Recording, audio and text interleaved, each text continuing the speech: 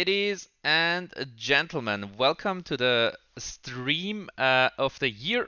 We are here with Shutdown. We have me, legally, we have Wild, Joshy, and Pride here from Shutdown, and we have two additional guests tuning in here today. First of all, we have Sefi, which we have seen before many times. He is one of the more known faces in the power ranking community. He has helped with a few power rankings, and he's also been around for a while now. He'll be joining us today. Thanks for joining, Sefi. Yo, thanks. And I believe there might be a problem with my cam on stream. Is that the case right now? It's frozen, yeah? So bad, actually. It's actually a very nice... Frozen in a very funny... in a very, very nice way. So I'll try to frame. fix that as I introduce Sakrat as well. Our second specialist, the mid lane specialist. Well, Sefi is the ADC specialist, of course. We have Sakrat joining us. He has played a split, or even two splits, I believe, with Lausanne Esports. You have been a caster before, an analyst, and you have peaked top 2 in Challenger. Thanks for joining us here. And yeah, maybe one of the other guys, Pride, you can tell us about why we have gathered up today, what we're going to do in this LoL Swiss talk, as I attempt to fix my camera, because that picture is really not the one I want to display here. Yeah, okay, sure. So basically the main topic of the talk show today is going to be the Swiss power ranking and the tier list. We're going to be talking about all the different roles, all the different players. We've prepared some Hearthstone cards. We're going to explain how they work again, as probably not everyone watched the intro. And yeah, your cam is fixed now, so... Yeah, I'm back here. As Pride was blabbering about what we're gonna do, I managed to fix it. Actually, it was quite a small problem. And yeah, many people do many, power rankings. They just put it on Twitter, they just put it on Facebook or whatever. We thought the quality of that stuff is sort of low, so we've taken it to another level. We have made a power ranking where we give our comment on the strength of the players, where we think, where they stand compared to each other. But also on top of that, we have added for the top 3 players, respectively top 4 in certain roles. We have created a Hearthstone themed card where we explain, why exactly did we give them this position. What are their strengths? What's their macro strengths? How good are they at communicating, etc., etc. We'll show you that in a bit. But for now, let's first talk about what actually makes a good player in general, right? And we have broken that down into different roles. And let's begin with the top lane. We go top to bot. So what makes a good top laner, right? And we have Pride here as a top lane specialist, himself being a top laner. So what do you think? What makes a strong top laner? Which attributes does a top laner have to bring? Which other roles don't necessarily have to bring? I think what really separates top lane from the other roles is how flexible the role is. You have to have a very flexible champion pool. You have to be ready for meta switches, because you kind of play champions from 2 lanes, mid lane as well. So you have to always be on date and just play everything. And also another thing is that you have to play around resources. You have to either play with or without resources. I think top lane more so than other roles. Because when you split the map, for example, you're going to be left completely alone or have the complete jungle attention. And yeah, you just have to be adaptive to that. Yeah, definitely. I mean, now other roles don't really have that, I suppose. Other roles normally don't have to go into a 1v2 lane after you swap around. Any additions here on top lane? Anything that makes top lane special from the specialist maybe, or from Josh? I think top lane also has to care on their TP, and play around that. That's also a pretty additional thing, and especially now that there's no possibility of canceling it. It's really important for a team, especially in pro play. I mean team play. Yeah, for sure. And we saw it today as well, SKT, in the SKT game. You cannot cancel your TP anymore, so if you use your TP out of place, you will be forced to, finish it. And yeah, that's true. Only mid and top are sort of, and I mean, top lane always brings TP in competitive play, right? AD carry can sometimes bring it, and mid lane also only sometimes, so that's a specialty of top lane. Okay, good. Let's move on. What makes a good player in jungle? As we don't have a jungle specialist, I'll take that role over. My Lee Sin only has 12% win rate, but still I know a thing or two about jungle. I think what makes jungle so special, or what you really need as a jungler, is a lot of game knowledge. You need to know a lot. For example, an AD carry or a support doesn't necessarily need to know as much about mid lane or top, but as a jungler, you really need to know those power levels. You need to be very aware of what's happening around you. You cannot autopilot at all. Sometimes in mid, in bot, in top, you can autopilot. You can just CS and stuff. In jungle, you can never autopilot. If you only autopilot for like 2 minutes, you might already lose the entire game, right? You need to be very dynamic and always thinking. You need to be the guy who always moves his camera. So you need to use your F keys. You need to be like, check top lane, check mid lane, check bot lane. And I also think a jungler needs to communicate very, very strongly, which is not necessarily the case for other roles, such as top lane and AD carry. What do you guys think? Is jungler the role that has the most impact in solo queue and competitive? Oh, Hell definitely. yeah. By Bad far, jungler always by wins. far. Every Definitely single agree game. on that, yeah. Well, the I think like the synergy with the support that's is true. so important. Like the communication, warding, Well, getting also, scuttle, everything. also with the mid laner, like you have to time when your mid laner is prio, you can roam into the enemy jungle as well. So, need to be really aware of what's happening and adjust what you do based on what's happening instead of just, clearing the wave and then just clearing the next wave. Why do you guys think that's a thing, like better jungler wins? Do you think it's legit because of how much impact this role has? Or do you think it's just because like when a jungler plays around someone, it's just so easy to play the game, It's like just he has a lot of impact on the lane he chooses to play around, but not necessarily on Yeah. the entire game? Or do you think he has the highest impact on the entire game? well, he has the biggest impact on a certain lane, which can in turn have the biggest impact on the entire game. Because like, imagine you get your mid laner ahead, that frees up your mid laner to also roam towards other lanes and like get those lanes ahead. It's kind of snowballing in that sense. So I you feel should. like Go I ahead. feel like it's especially broken cause the gold and the XP is just way too much for the jungler. There's no way that the jungler can 1v1 any lane, any guy, 24/7. That shouldn't be possible. Yeah, red smite is also just a factor in this case though. What do you think, Sokrat? I agree on those points. It's just that I mean, junglers have so many options, and you said like better jungler wins, and in solo queue that's kind of true. But it's mostly coming from people that got that didn't get the jungle pressure, right? So they kind of Exactly. feel left out, and so when they get ganked, and in solo queue they're always gonna die because they just don't care. So for them it's just better jungler wins, but. Yeah, it's pretty much who snowballs the games the most, and that's kind of in the jungler hands, though. Yeah, for sure. I also just think like one of the things that makes jungle a bit problematic as a role is the exclusivity of tools that they can use, right? They can exclusively gain access to red smite, or just smite in general. If a laner can get access to smite, you know what happens, right? That's just the whole thing with the duo mid and stuff. It just gets very disgusting very fast. But he can exclusively get access to smite, especially red smite, which is so strong. And he also has exclusive access to buffs in the early game, right? For example, 2 red buffs, maybe even 2 blue buffs, especially in solo queue. So that might make junglers seem very strong. And people who play for a long time, as I do, and I think Sokrat as well, back in the day, if you were a mid laner, you were the king, and jungler was your support. And if you found the enemy jungler, you would kill him. It's just that easy. You find the enemy jungler, he's dead. Your Orianna, you just kill him. Your Ori, you kill him. Nowadays, it's quite different. They have a lot more to fight back, and very often they're same level as you, and it's kind of frustrating. Anyway, let's move on. We have a mid lane specialist here with Sokrat. What do you think? What special attributes does a mid laner need to bring, and what makes a good mid laner? Well, for mid lane in particular, I mean the lane is a lot more open as you are in the middle, so global awareness is a lot more important. You're not only gonna get ganked by the jungler, you're gonna get ganked by the support as well, because support kinda only goes to mid lane after they reset. I mean, there's no point going top because it's way too far away, so you just get ganked by the support as well. So you have to keep an eye on bot lane as well. Well, as you get more ganked, so you have to have more awareness, like what's going on in the game. And one thing in particular is early pressure. I feel like it's a lot more important in mid lane than in other roles. Pretty much to enable your jungler. You said before, like in the good old days when I was actually a good player, like the jungle was your support. Nowadays, it feels a lot more like a mid laner is the jungle support. And if you have the priority, the jungler can make a lot more happen nowadays. Also, maybe because of the crap that was introduced, right? Yeah, Yep. there are many factors that brought the game the way it is right now. Mm. Factor is obviously one of them. What do you guys think about the vision changes? Yeah, You know, they're just reducing vision all the time, right?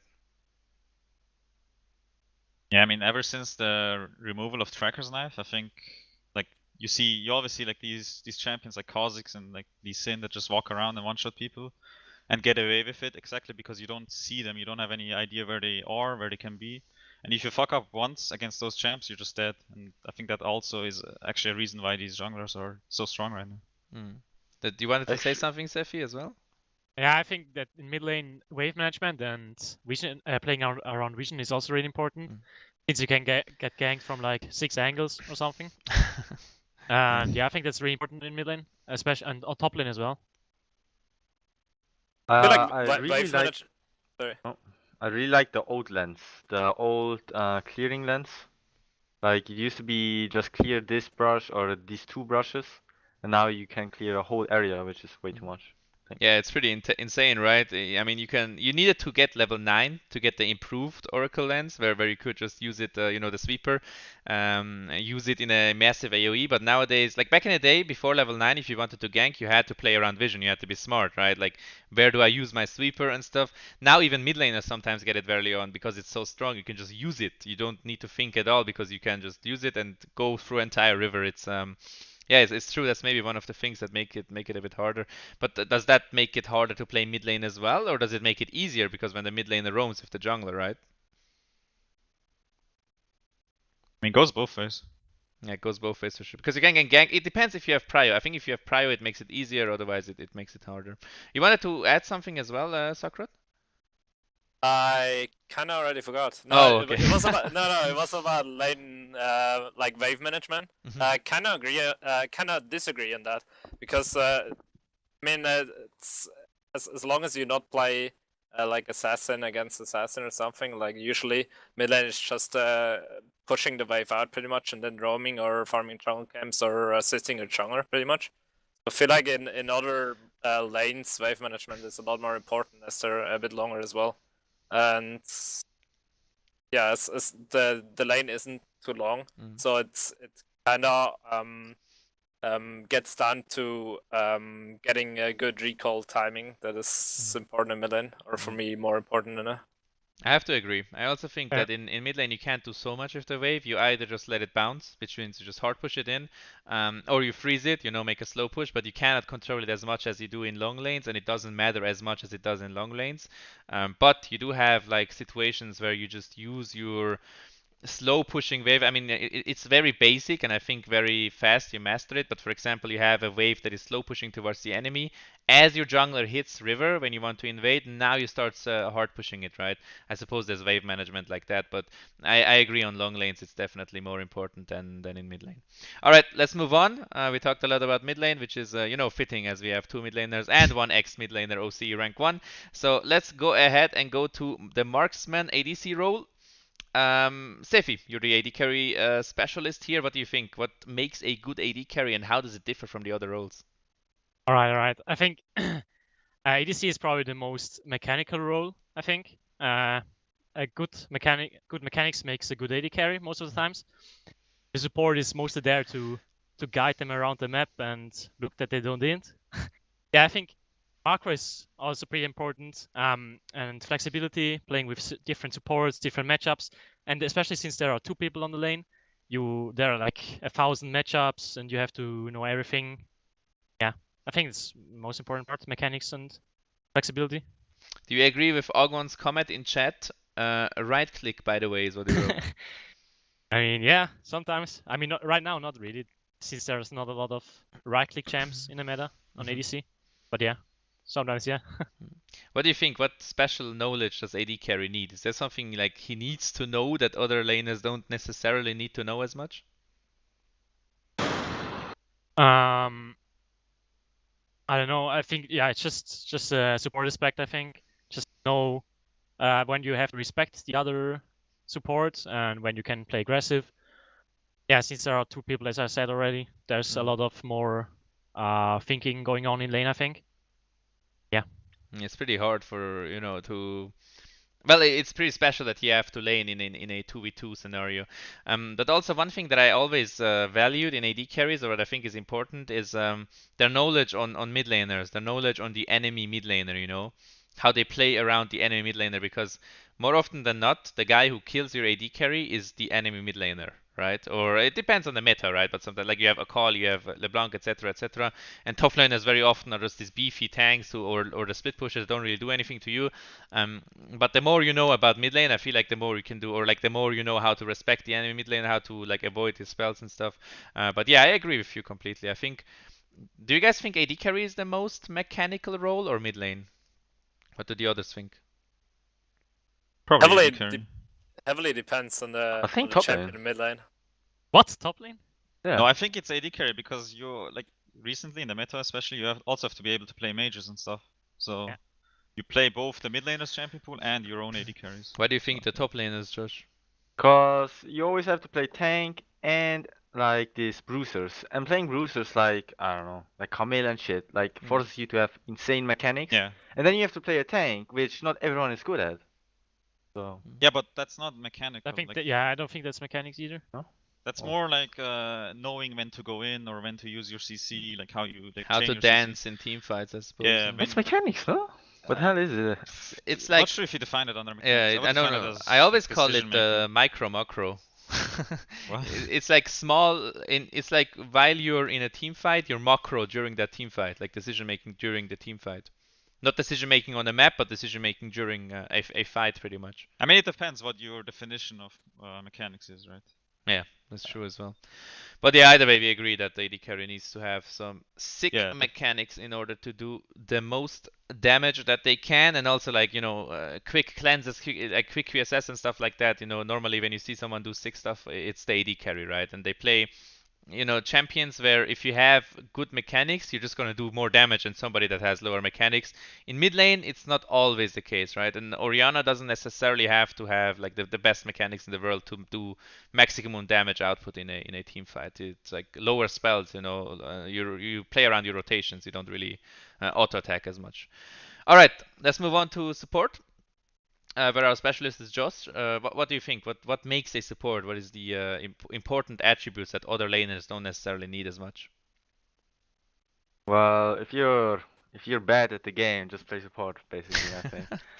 I don't think you really need that much mechanics or a big champion pool. I think all you really need is consistency in not dying and warding, communication. Communication especially. You have the most time out of all people. Like you're just standing in the brush, sometimes poking. You need to communicate with the jungler, which I'm never doing. And yeah, communication, not feeding, What warding. about roaming? Oh yeah, roaming. I think, Well, yeah. yeah. If you know how to roam, when to roam, especially when to roam, then I'm pretty sure you can easily get master. Like, yeah. I think roaming has a lot of impact in games. Definitely, and also it's a lane where you can do it easy. You don't need to. I mean, you can leave one guy there, and then you leave the lane, right? Which is so special because you can't do that in mid lane unless your jungler comes mid and then you leave. That's pointless, right? You need to play around waves, etc. But on bot lane, I feel like if you have the right setup, you have an Ezreal or something, you can just Yeah, leave him. Ezreal, yeah. At all stages of the game, you can leave him, and he can just farm up, and you can do something. So you're very dynamic in your movement. Whereas in other roles, I feel like it's very clear, or you need to drop waves in order to make a play, which makes it special. But I like what you said. Oh yeah, go ahead. You said like if you don't know how to play the game, you play support. That's kind of what it used to be, or what it still is. So usually what teams do is like put the main shot caller on support because they pretty much have the most time available because they don't really need to CS. They need to poke a bit, but they have a lot of time in their hands pretty much where they can make decisions and look to other lanes and plan roams ahead and invades. So that's kind of where you can fill the void where the supports can step up in the game for me. I like that one a lot, If Fine. you don't know how to play the game, just play support. And this is the logic we used for our event lineup, Just Like Stiffy, you go support. No, But I'm just kidding. I'm actually really insane.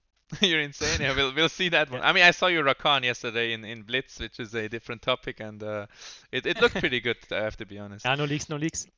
One more thing I wanted to say about support is which I am heavily a fan of. Another saying or whatever you want to call it. Better support wins, man. I mean, actually, it's wrong. I think better jungler wins in solo queue, and the worst support always loses. Because a support that is bad always goes 0-10. Like I have so many games where my support is 0-8 or 0-10, and Yeah. that's because of lack of resources, I suppose. You're one-shottable, you just do wrong things, you try to get vision at wrong times. It's easy to die as a support, and that's why I think it's a really hard role as well. Yeah, or you blind pick Arden supports. That's also really. Yeah. Enemy goes Alistair, and then it's just doomed. Make sure, guys, in chat if you have any opinion on the roles and what you think is the hardest role, what you think is the role that does the most impact. Let us know in chat. If you write better jungler wins, then you're just correct. If you write something else, you might be wrong or you might be right. We will see about that one. But all input you give, we have Twitch chat open on the second monitor. We will, we can discuss about your points as well. If you have any input, any questions, let us know. There we go. Better jungler wins, side lane 1v9. There we go. Okay, so let's move on to the main content of the talk show, which is the the actual tier list. We talked about what makes a good top laner, what makes a good jungler, mid lane, ADC support, and now we will actually show you our rating. For that, I will change the scene now to the tier list, where we have the top lane already already visible, and the rest is hidden. Or should have been hidden completely, but a part of it was seen, unfortunately. But let's go through the top laners here, right? And we have on number 1. Okay, let's go to the tiers first, actually.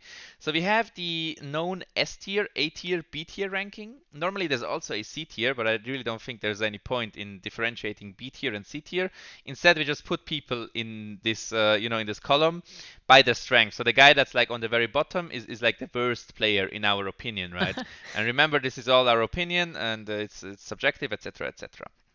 Now, this tier list was created by me, Josh, and Pride. The specialists did not have any say in this tier list. They looked over it quickly to be informed, but maybe they have different opinions, which is going to be very interesting. So starting off, S tier is for us ESL Division 1 Plus, which means basically you can play in ESL Division 1, the German ESL, ESL Meisterschaft, and you can compete with the top 5 teams. So technically, this player could probably play in a top 5 team, top 5, top 4, something like that. A tier is Division 2. You compete in Division 2. The further you're up, the further we think, like the better we think you would do in Division 2 as a player, in any team. Then B tier is Swiss Hardstock. We think the players that are in B tier are not quite ready yet for ESL Division 2 or any international play. RIP Noah Flyboy. Well, not sure if RIP because of this tier list or because of all the paper that he ate, but yeah. All right. And well, we tried to find like all the players, but if we like missed any of the players, we would like you guys to like afterwards, after we went through like all top laners, give us the player, and then we will talk about that player as well because it was kind of messy. So let's start off with Pride, rank number 1, S tier. Which means like he could compete in ESL in the top 4 teams, which he already shown he did with Mysterious Monkeys. We've prepared a card for him, which we will show you guys now on stream. Alright, this is Pride. A golden card because he's the S tier. We always only put one guy in S tier, so that's why he's golden here. The Hearthstone cards are all golden if they are if they're an S tier player. If they're an A tier player, they're legendary, and below that they are epic. So Pride will be playing in Postfinance next split. So he is basically the best top laner in Switzerland that was chosen. In the tryouts there was Bando as well. I'm not sure exactly if he got the offer and declined it or what happened, but either way, Pride got the starting spot. He has had a lot of international success. His champion pool is immense. In the beginning, the champion pool was actually quite small, but then it just grew and it never stopped growing. And he can play pretty much everything right now, which is quite insane. He cannot like he's known for like playing Yorick or whatever, like this very special picks, or he doesn't like counter pick Darius into a Poppy, which is probably the only place where he can improve to get that 10. But other than that, his champion pool is near infinite. The only negative thing that we came up with was the recent slump with Penta, which we will surely talk about it in a bit. They did manage to win Division 2, which is great. But for example, at Switzerland, they actually lost quite hard and they didn't even make top 2. I believe you guys finished in third place, right? Yeah. Which is quite a slump for me, right? And where the the stuff that Pride did there in some games was really good. In other games, it was quite questionable. The 0-8 Camille, for example, against Rottenfairytail. 0-6. 0-6. All right. That's not So, overdo it. Huge difference. what Yeah, do the other guys think about this choice of putting Pride in the S tier, in the very, very top tier, especially the specialists? And what do you think are like his attributes that make him such a good player? I mean, I think it's completely reasonable. I think it also has the most success out of the actual Swiss players. And we could argue that he's actually the best Swiss player in general. Or actually, there's Robin as well, but like he's for sure in the top. But do you think Yeah. Sakurot, having played I against him? agree with the list. Putting in him into the top because there's not really that many actual good top laners in the Swiss scene. So yeah, and since Bando is honorable mention, he deserves the top spot. Was Pride actually 0-6 or 0-8 against you, Sakurot? 'Cause I think he was 0-8. I mean, does No, anybody I care? wasn't I don't 0-8. think he was 0-8, no. No, there's Okay. no way. Shit. 0-6 is already bad enough. So. I think it was like 1-6 if you want to be 1-6 to be technical. perfectly. Yeah. Okay, But just to like recap, if you guys didn't watch the intro, the way this works is that basically, the card being golden means he's best in spot, as in like he's the best top laner that we have in the Swiss scene. Him being 9 mana means like the mana cost, we use that as a sign to show the champion pool. So his champion pool is graded 9 out of 10. His mechanics are 9 out of 10, and his macro, which is the health, is also 9 out of 10. Macro being like decision making, like does he get caught often, etc., stuff like that.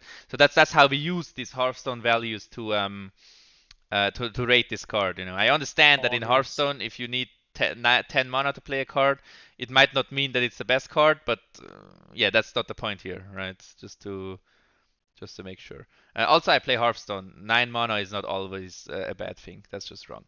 Okay, sure. Anyone has any more comments or on Pride, or do you guys think we should move on to the next card? Pretty good player. Thanks. He has carried me quite a bit, I have to say. I also think it's very important to note that I think he's okay. Let's be spicier. I think he's hard stuck in post finance. I think going post finance was a terrible and easy choice for him to choose. Should have joined Lausanne. And I think he should have joined Lausanne. No, I think he Didn't get Or off. leaked. I think he could do way better than that. I think he could have gone into a national league and done a lot of great things instead of agree. continuing to play Swiss scene. What do you guys think, Sefi? I agree. Yes, I agree. Well, to be honest, like I just want to share my view. It was a huge dilemma for me. Like, do I accept the post finance offer? And I will be I realized that I will mostly be hard stuck in a sense in the Swiss scene. But it's also a dilemma for me because I can't, for example, stay with Penta. I would have like I can't commit full time, if I stay with Penta or if I try to join a different German team. So the main reason why I decided to stick with post finance was because I can commit full time. I will have like a good coaching staff where I can individually also improve. I do realize that I will still be hard stuck in the Swiss scene though. Yeah, you're right on that one. But yeah, a lot of especially also the time that you can use to Yeah, exactly. fully Like, commit to League of Legends. I quit my job. I quit my studies. Like next year is going to be full focus on League. It's going to be like a complete lifestyle change as well for me, which might influence my play. Yeah, we'll see. Yeah, hopefully influence it in a positive manner. All right, let's try to move back this hiding stuff and move back to the original scene. All right, didn't quite work out.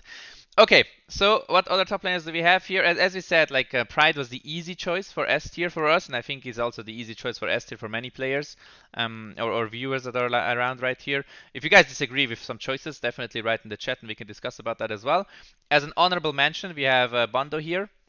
There are rumors that he will be joining LDLC. I don't know for a fact. It's Rumor not. is this. It's just rumors that I have heard personally from random sources, not from him, not from anyone else.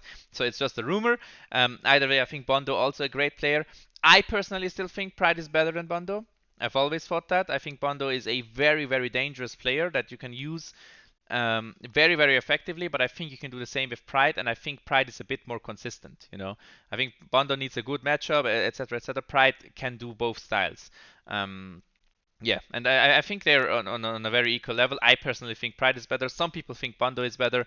It's a very, very close and head-on-head race for sure there. Well, Well, I it think has what been shown, no? It has been shown in this tryouts from Posinons that Pride is way better. No, I feel like the difference between me and Ooh, Bondo leaked. is Bondo can probably like 1v9 a game harder. Like if he gets a lead, he's probably gonna snowball it harder. He's gonna stomp his enemy harder. But the main problem I see with Bondo is just like his how he is besides the gameplay. Like I mean his communication, things like that. I feel like I offer way more to the team and to the game in general, in and outside of the game in terms of communication. And also his champion pool is at times rusty. Like you might think he plays everything, but some champs he's like super good at, he's 900 LP at, but some champs he's like low master at. So he's kind of inconsistent in how good he is at certain champs. While I think I'm pretty consistent on basically everything I play, but not like 900 LP levels. I think that's the main difference between us. Yeah, I agree actually. Points. Yep, I have to agree there for sure. I mean, think I it's, actually played with both of top laners. So I think actually, I individually, would actually say the same. strictly individually speaking, he's probably better than me in terms Yeah, I of think you're the better mechanics. team player. I mean, Yeah. like it's almost a year now, and I'm not sure if he probably got a lot better, but yeah, I think. I mean, I didn't see the tryouts, but what I heard from multiple people that during the tryouts, like Pride did show that he's the better player at that time. But then again, yeah, it's a close race, and I think in competitions, it's hard to judge something like this when it's close because it also depends on your form at that day, etc., etc. All right, let's move on. As Django has joined us as well. Welcome, Django. We will be talking about you later.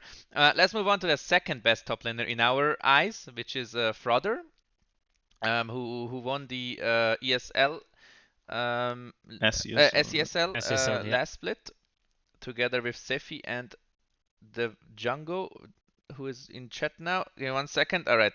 So I found this card. Here is Frother for you. A kind of new player to the Swiss scene, right? I'm not sure actually. Do you know how he got introduced? I played with him. Oh, he was in the Swiss Oh, scene yeah, for a yeah, I while. did. Yeah. And yeah, I mean, but he showed quite a bit of success and very, very dominant games from him, especially when he got good matchups with the Victor, when Victor was really OP. I don't think he should have gotten his hands on Victor in any of those games, but he did. And the way he used it was very, very strong. And generally, just he showed that he's very, very good against the top laners that he played against, right? Which is like Arno, Sioser, and stuff. But he was never tested, kind of, I feel like, because he never played against somebody like Bondo or Pride in the Swiss scene, at least. So that's why what I think is like his main weakness, or like the thing that we cannot really know. Like he wasn't really tested, but he showed that he has strong mechanics, and also I felt like he has good macro. Because for example, in the SESL finals when he was against Arno, right, Sophie? Yeah.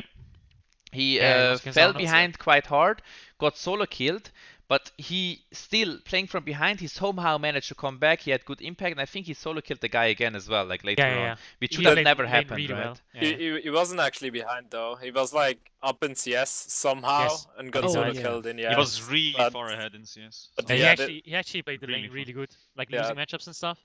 Yeah. the games in SESL generally pretty much demolished Arno in top lane, in my opinion.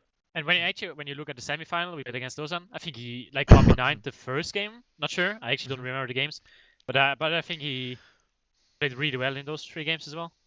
But Yeah, that's always that, yeah. Yeah, he definitely had a very, very strong showing, and he kind of, for me, came out of nothing, right? I didn't know him at all, and then all of a sudden everyone was like, oh, Frother is so good and stuff, and then we casted him together, Sakura and me, actually, and he definitely showed that he's, you know, deserves this spot, and I think it's, yeah, it kind of went like in that last game against Arno, like I was very convinced as his Camille at one point will just completely destroy this Aatrox, and it never happened because he just played so same, good. yeah.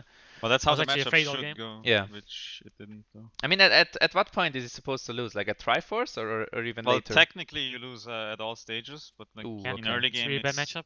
in early game it's not that bad. Like you can keep up in farm, you're not gonna drop behind. But like starting level 5, 7, you're gonna like slowly lose trades, and then on side lane you just get killed every time. Okay, that makes it on even more impressive, right? That he played. Yeah, and- that's actually why I personally think Frother is better than Arno. I mean, I can only judge him from the games that I watched. I never actually played against him.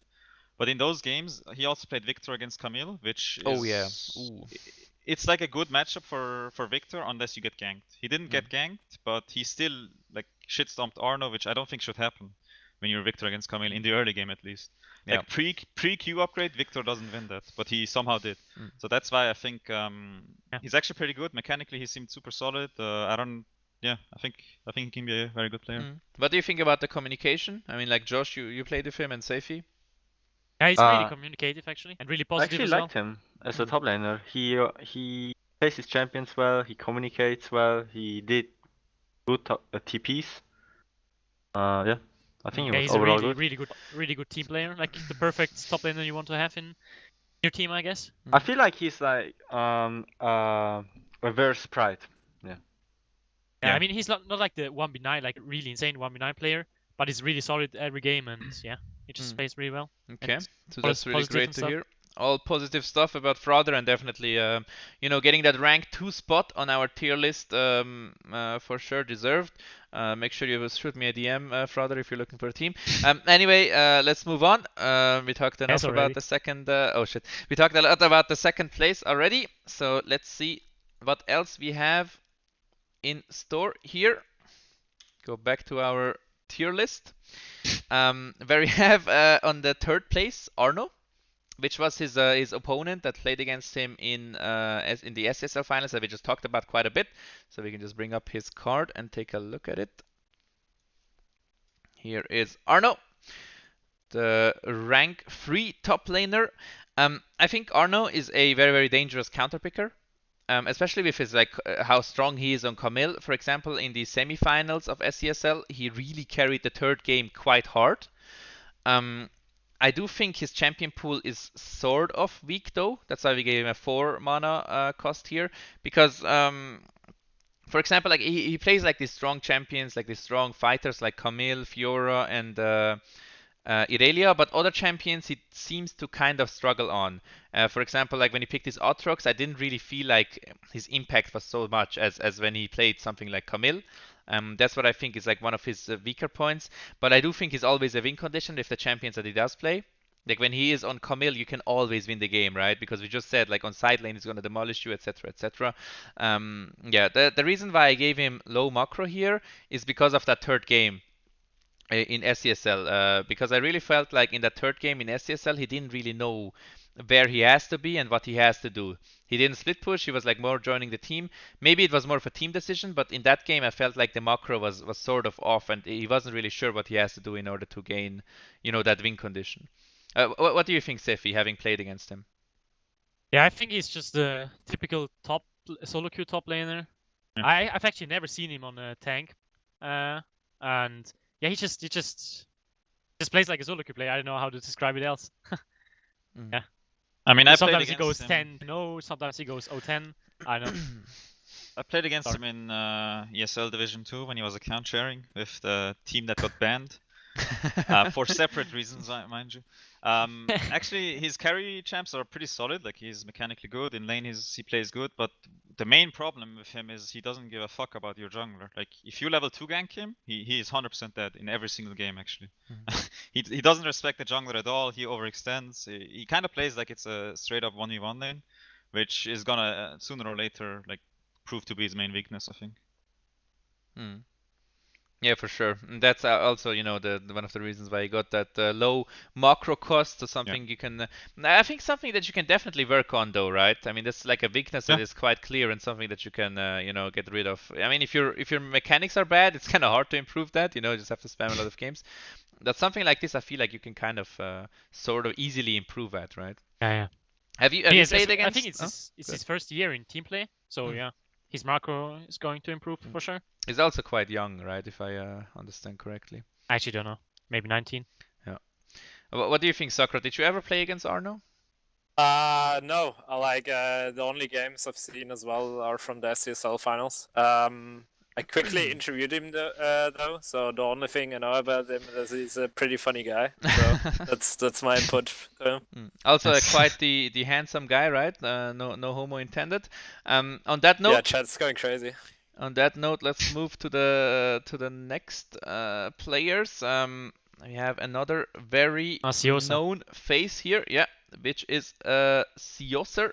We put him quite low in this list, I suppose, after the top laners, and I was actually quite impressed by that myself, or surprised by that, because I always thought after Pride it's Sioser, right? But then when making this list, there was also Frauder and Arno, and I think those are just a bit more dangerous than Sioser. But yeah, let's take a look at his card. Let's see what his weaknesses are and what makes him strong, and if everybody agrees or not. So we have Sioser here from My Insanity. I just noticed I probably wrote My Insanity wrong again, but I just can't get over this. Like, why is it not My Insanity? Like, why? Like, who came up with this? Anyway, I think Sioser has a sort of weak champion pool because he cannot play these utter cancer champs like Camille and Irelia. And those champs will always just be so cancerous, right? And you just kind of have to play them. But he has improved his champion pool over the time, like he plays Aatrox and stuff. But I do believe he has like some special picks that are very effective. Something like the Yorick, Really for cheesy. example, right? Very cheesy and very special. Nobody knows how to play against it. And then his mechanics, I think they're not like really bad, but they're not special either. That's why we gave him a 5. But I think he has good macro, good communication, and so he got a 7 on that front. And he also has like a positive attitude, which I really like in a team member. I played with him, so I know that for a fact. I mean, you can't know it about everybody, but like he's not the type of guy who would get banned or anything. Like if this guy got banned, I would be super surprised about it, Yeah. right? Very professional as well. Yeah, and but I think like he has had a problem for a long time. Maybe Pride can say more about that since we've played against him multiple times. Yeah. He's just too passive. Like he doesn't necessarily realize when he has to go aggressive. And especially when he plays ranged champions, I think you can feel that. Like when he plays Gnar or Cannon, never actually seen him play Cannon, but I've seen him play Gnar. I think he doesn't necessarily realize when he has to go aggressive. But I do have to also say, for example, like if you compare him to Arno, it's not like he gets completely outclassed by Arno at all. Like he can go even against him, or he can even beat him. Yeah. You know, depending on the Yeah. matchup. Like He's like Yarnen of top lane. yeah, it's Nullify It's top laners. It's pretty much the opposite of Arno, right? Like he's even though he's probably too passive, he's a lot more consistent than other top laner. You rarely see him go 0-5 or whatever. Yeah, and they kind of change the team dynamic. If you have a team, you probably don't really want to play around Sioser, but you can just focus your resources on other lanes, and that kind of frees up a bit more jungle pressure in other lanes. So that's at least something positive out of it. Actually, For I think. example, sorry. No, Yeah, you you go can first. go on. So I mean, perfect example. He played with Goldie last season. I'm actually really surprised by the result, by the way, because like Goldie is like an ADC you can give a lot of resources and it's just gonna 1v9, and like Sioser is just a perfect fit for ADC like Goldie, because you don't have to play around Sioser. You can just leave him on his island with the enemy top laner, and just play around your bot side and your mid, and it's just perfect. And yeah. I think I'm really surprised actually with the bad result of My Insanity. Maybe if Goldie wasn't perma-drunk, that could have been that's a actually bit different. But that's a different topic, right? Yes. What do you think, Pride? I don't know if you already gave your full opinion No, on it. yeah, I think actually he has been improving a lot. Like you mentioned that he's too passive. I remember constantly blind picking a fragile champion like GP against him, even though like Gnar back in the day, AD Cannon was a thing, was open. He would pick Cannon, and I would like be completely fine in lane. He wouldn't like punish me for CSing. He would actually build like really weird items like Doran's shield and Ninja Tabais first, which he just can't punish a GP with, you know. So he just kind of wants to go even. I think that's like his mindset. But recently he changed that. In Division 2, I played Victor against him. He picked Jace, which was actually pretty surprising. I think in laning phase he did pretty well actually. He stepped up a lot. He he didn't let me free farm, you know, like he usually did. The only problem there was that he missed every single EQ combo or QE combo on Jace. But besides that, I think I was actually positively surprised at how good he was playing. I think he's improving. Yeah, for sure. I also think that his improvement has been very clear. but I still believe that his mindset is just completely wrong. Not only his mindset while he's in game, but also his mindset or the way he thinks about the game outside of it. I Yeah, feel I like agree. he doesn't try hard enough to win. Yes. I think he kind of. I mean, I felt the same thing. Like the first time I lost after like the improve era and stuff in Swiss scene, it hurt so much, right? And then the second, third time I lost, it was just like, okay. I mean, it's just whatever, right? But he kind of. It feels like he almost got used to losing, or he's okay with losing, which I think is a really big problem, especially if you're in the team captain role, right? So I think if he works on that one and then the aggressivity during the games, he can be a top player as well. I mean, Yeah, he he's should Mhm. more play to win the game, not to not lose the game. Yeah. I think it's actually a really important point on a lot of players. Send him my German rap playlist. He will play aggressive for sure. I mean, maybe that's one of the ways to do it, right? Not so sure if he likes German rap. Well, maybe we can force him to listen to some German rap in order to He's get aggressive. just gonna kill himself by playing. All right, let's move back to the list. Let's take a look here at the rest of the players. We have no more cards. We only made cards for like the top 3 or the top 4, depending on how close they are, right? We kind of think like Arno and Sioser are sort of close. We still value Arno a bit more, but I think if Sioser steps up a bit or if Arno has a bad day, it can go either way for sure. So, B tier, which means like they're not quite ready yet for international play. They're in the Swiss scene still. Here we have Sleety as the best choice. I think that Sleety, he also has a plus next to it. If you notice, that means that he's a player that can maybe perhaps pops off soon, And I think he really has the potential to do so because he recently hit Diamond 1 as well in preseason, so it doesn't mean as much, but still, he seems to be doing well in Elo-wise. And he also has this Cancer champion pool, right? Yeah, if I'm not wrong. Like the Camille, Fiora, and stuff. Like Garen. Yeah, and the Garen, especially Garen.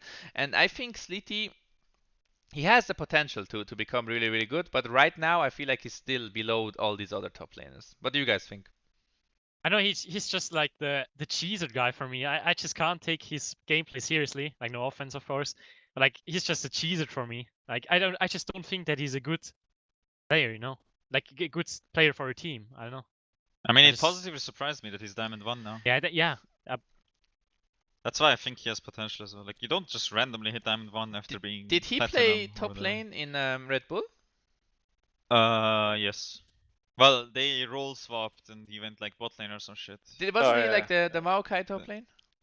Yeah, in the second game it was against Faxi. Was it against Faxi? Yeah, I think it was against Faxi or something. Well, it was. Yeah. Oh, yeah, it was Faxi. No, it was actually Faxi. Got absolutely completely destroyed. But I mean, that's he played like Maokai there. Maokai is not like his champion, but it's like his most played, like his 4th most played. Like it's Cancer Champ, and then it's Maokai.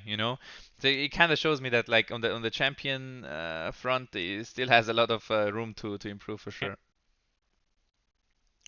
Yes, he int pre or top around 0. Alright, so basically Django just confirmed that he inted at Red Bull.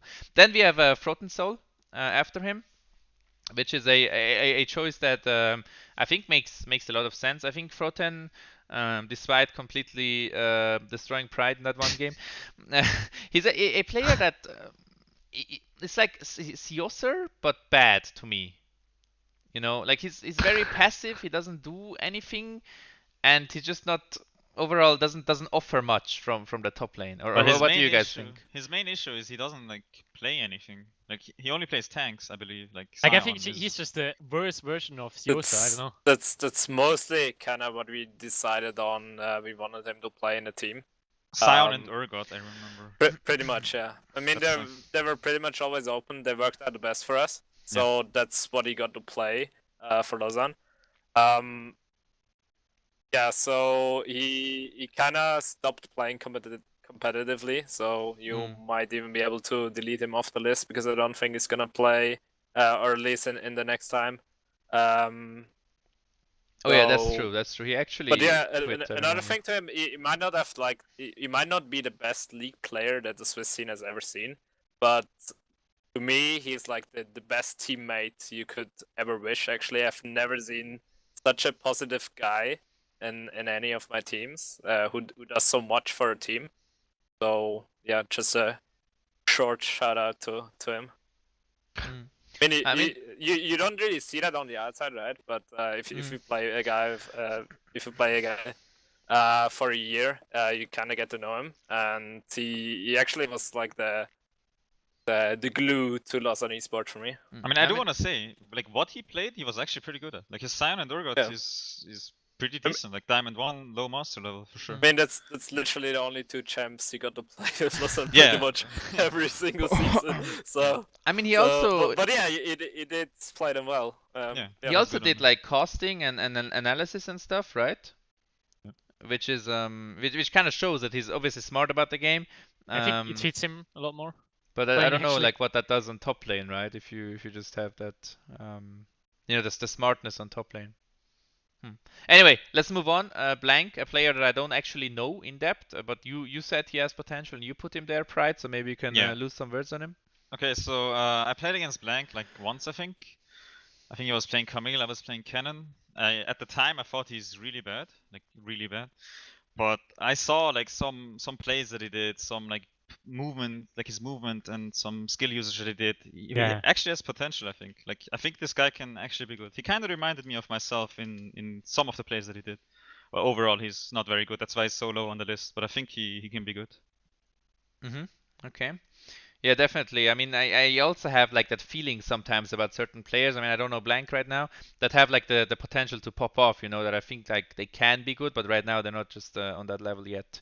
Okay, and then we have Noah Flyboy as well on the list. I think a very special player. I have no idea if he's committed to League at all, if he plays a lot or No, not. not really. No. This could be the 12-9.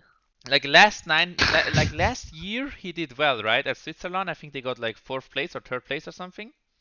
but that And was- he was like a top laner, but other than that, I never heard anything from him. I know he solo killed you on Singed. Yeah, his Singe Like, is this clean. was actually really good. But yeah, it that was a good sick. play. That was Yeah. insane.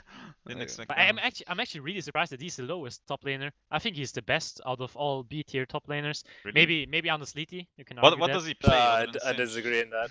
Like he doesn't play anything other than Singe, does he? Yeah, Does he, I mean, does he even It play might the sound game? He's like- harsh, but when I he check has like his profile, no game knowledge, but I know. Yeah, that's what I'm like. I don't But think I think he's not that bad.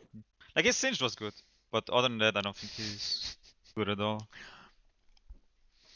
I don't know. He doesn't really have an identity, right? Like he doesn't really have a team No, either no, or no. anything. But he's mostly playing for fun. He's not. I think he's mostly a memer, yeah. Yeah, But yeah. I do think like if he like after I saw that Singed play, like he puts his W down and then he flashes you into it or some shit like that, right? Yeah, he Yeah. put the W down, flash On the ED turret. Yeah, on the exactly. tower, and I can't. He like, can't flash out anymore, and Like, that I kind of didn't- shows me yeah. that he is at least like I mean, mid I feel diamond. like- Play one champion. Pretty much. Yeah, feel you like- can play one champion. I feel like if you play 10 games of Singe, you're gonna find that mechanic out. Then it If he sticks. plays the game is Yeah. good. At the moment he plays, especially Ivern trying to hit master. All right, I see something Yeah. is wrong with that guy. But yeah, I also think like after that Singe play, that's what I'm gonna say. If he plays Also, the he's game eating more, your pictures. maybe he and can do well. Is he still eating pictures of Persians?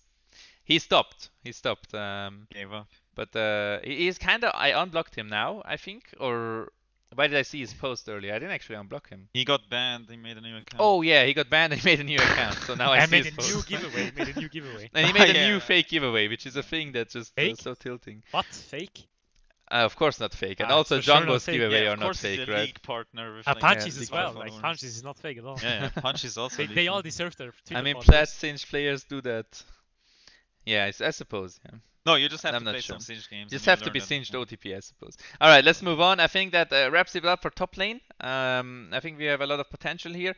I think top laners are quite committed to League. Like I like that. I don't have the feeling that like Arno doesn't care about losing and stuff like this. Besides maybe Sioser and Fro who like kind of quit because of that reason, because he doesn't like to play anymore.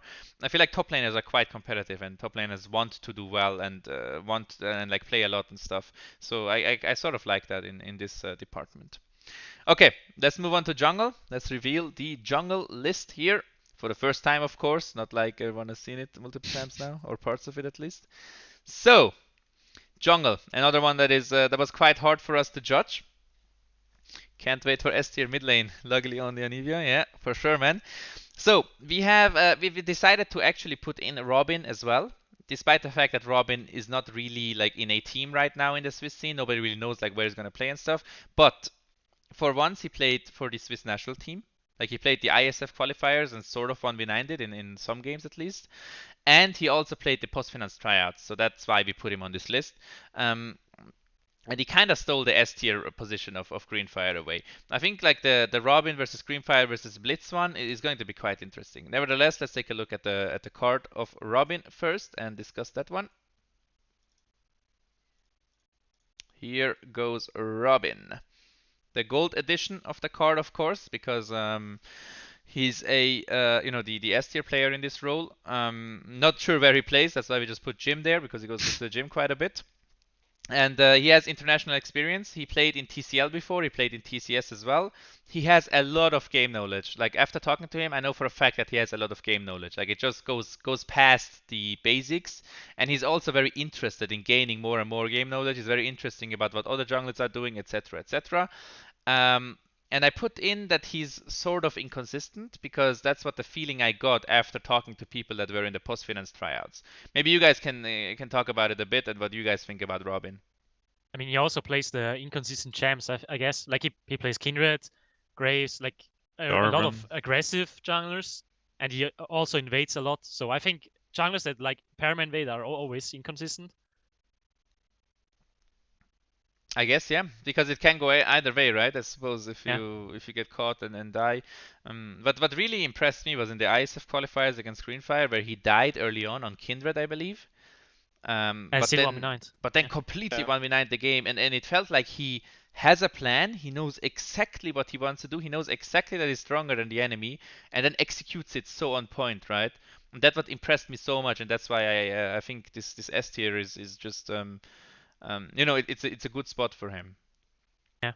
What do you guys think about his champion pool? I gave him quite a high rating on his champion pool because he kind of plays everything, but I'm not sure on that one. I actually don't know. Never played with him or against him. I think he does. I think also what puts him above the others in terms of champion pool is he still plays like Jarvan and things, which nobody else plays. But I personally think that champs like Jarvan are still very strong, and it's quite powerful when you have someone. His name comes from Jarvan, so yeah. Yeah, he obviously plays that. Oh, really? Explain that. What do you mean, Robin? I mean, his name is Robin the Fourth, and it's from Jarvan, you know. But I think he even has a tattoo.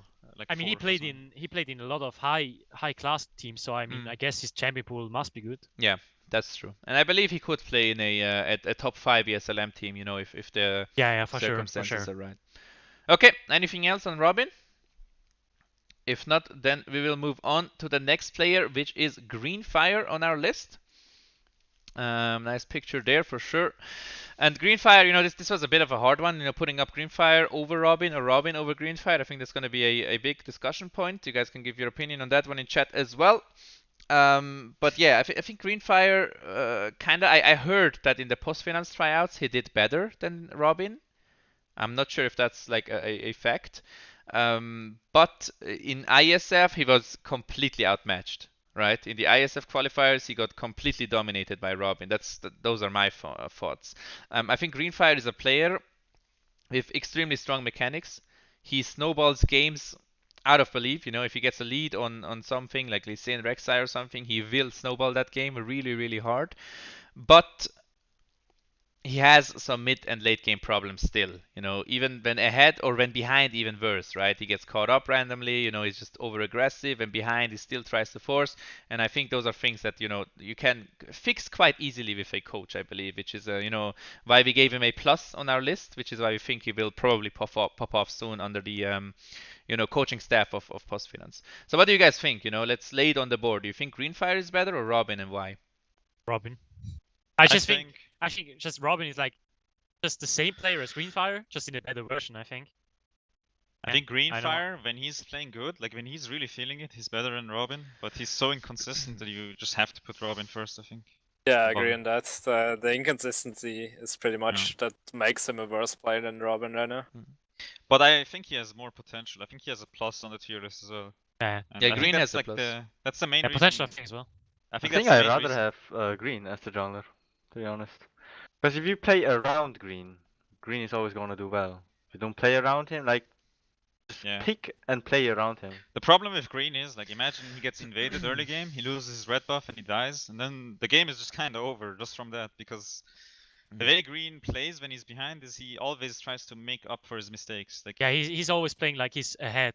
yeah, he always plays like he's so strong that he can do anything. But when he's behind, he just snowballs himself, or like And the enemy just farms him kinda. I have to ask about his champion pool because I've actually never seen him play anything else than Kha'Zix, Rek'Sai, Trundle, and what was it? Lee Sin? Graves. Ah, yeah, okay, Lee Sin. He Okay, plays 5 Lee champs. Sin as well. Well, he can play Yeah, these 5 Elise. champs. What That's else a big is that? champion pool. He can play Talia. He played I just don't Sejuani. know. I don't know if he can play Talia because he went 0-8. I always say 0-8. It wasn't actually literally 0-8, okay, guys? He went like a very high def game against Robin. No, I think his champion pool is rather weak as well. Like So he's you would, working on I it. just don't know. I just want to ask. you would like give him a 4 instead of a 6? If I think just like he also had the 5, I think, in champion pool. I'm not sure. And like Green has a 6 now, and then I think like Well, maybe a the bit thing too high. is, similar. he can play different styles. Like he can play Okay, yeah, tank, that's true, like that's true. Trundle Rek'Sai, whilst he also can only kind of play tanks and like his Yorick or whatever. Yeah, I cheesy and- suppose. But I also think with Greenfire, like one of the problems he has, or like, it seems sometimes to me, it seems like he's nervous. When he Is he? has one spell that is like game deciding, like or like has high impact, like Sejuani ultimate. It kind of feels like he doesn't like wait for it. He sees like an opportunity, just instantly wants to go. Maybe nervous is the wrong word, just over aggressive or whatever. Just like his Seju ults were just always like instantly thrown, like never just like waiting for the right moment, etc., etc. I think that's one of the other problems that he has.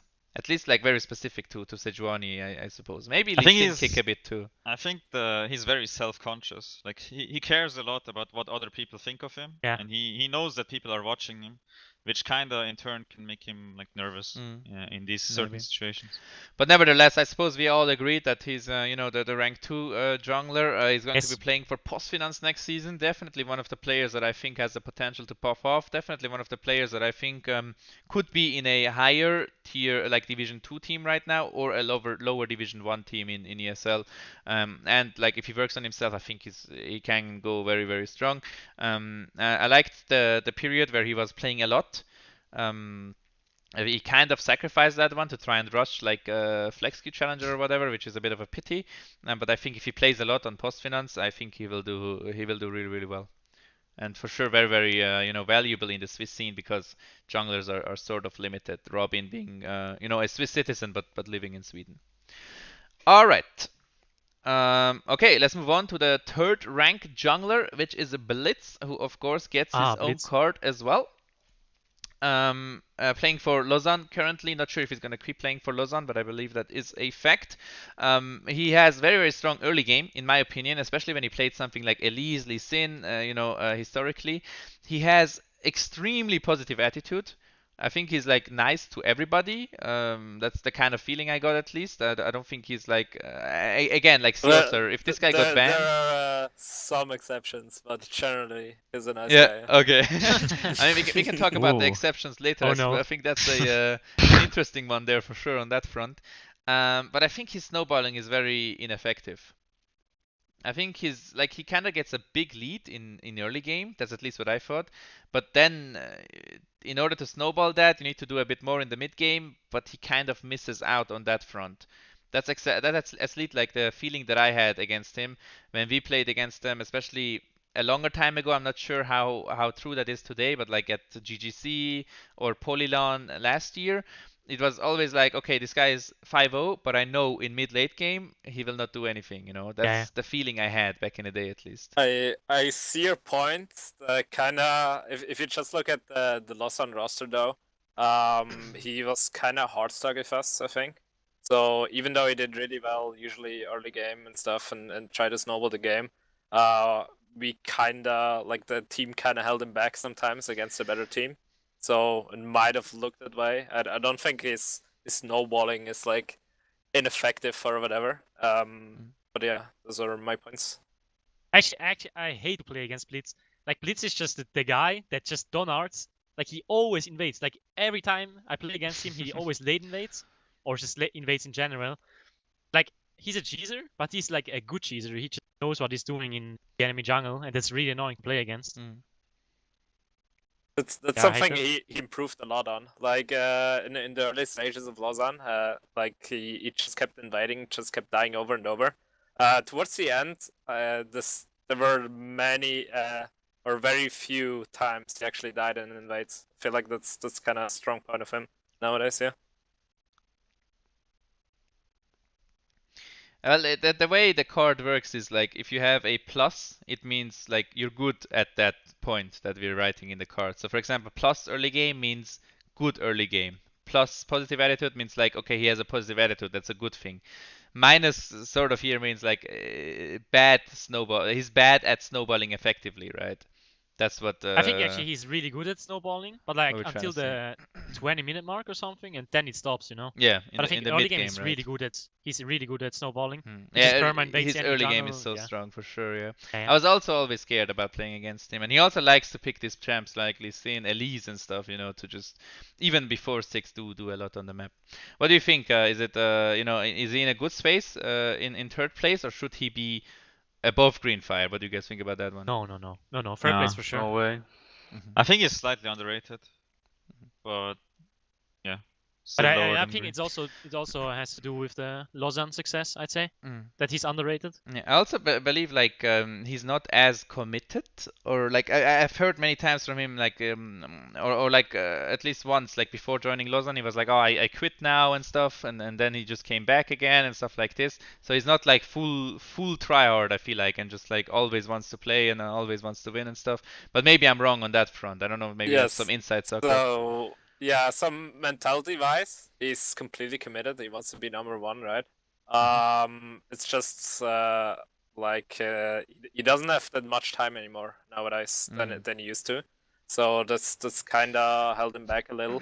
And if you look at his solo curating as well, he's been like Diamond 3 for ages now. So yeah, it's pretty much the time he's missing out on. So time issue on the Yeah, kind of. for him. All right, sure.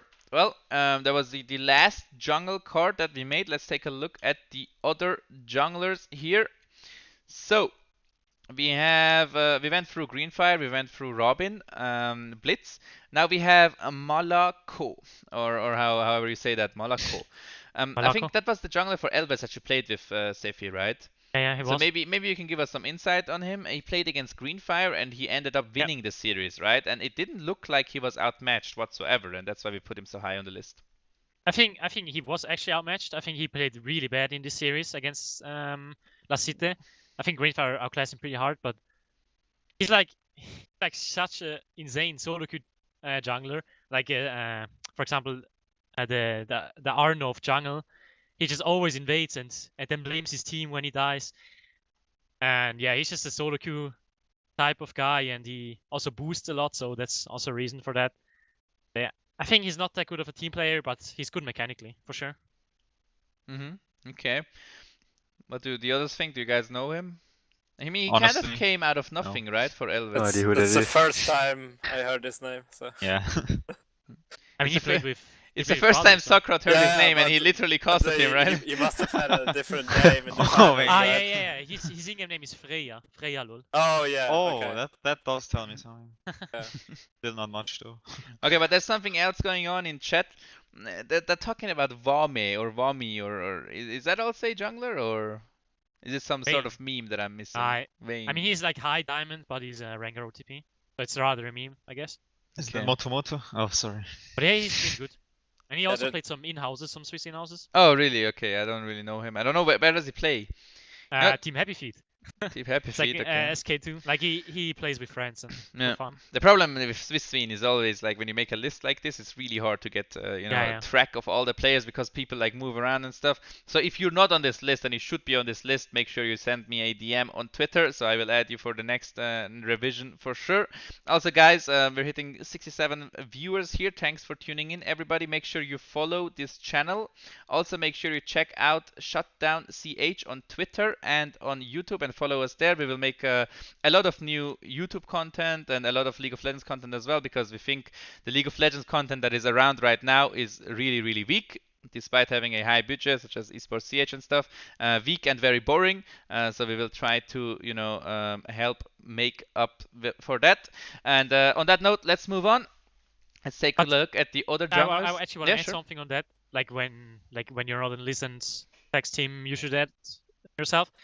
Like I think it's really like these people that are on the list like are the players that we know and we always see in competitive Swiss league, and it's really easy to rank these guys. Like for example, if you tell us, yeah, add me to the list, like we don't know how you play and stuff, it's really hard to rank you. Mm.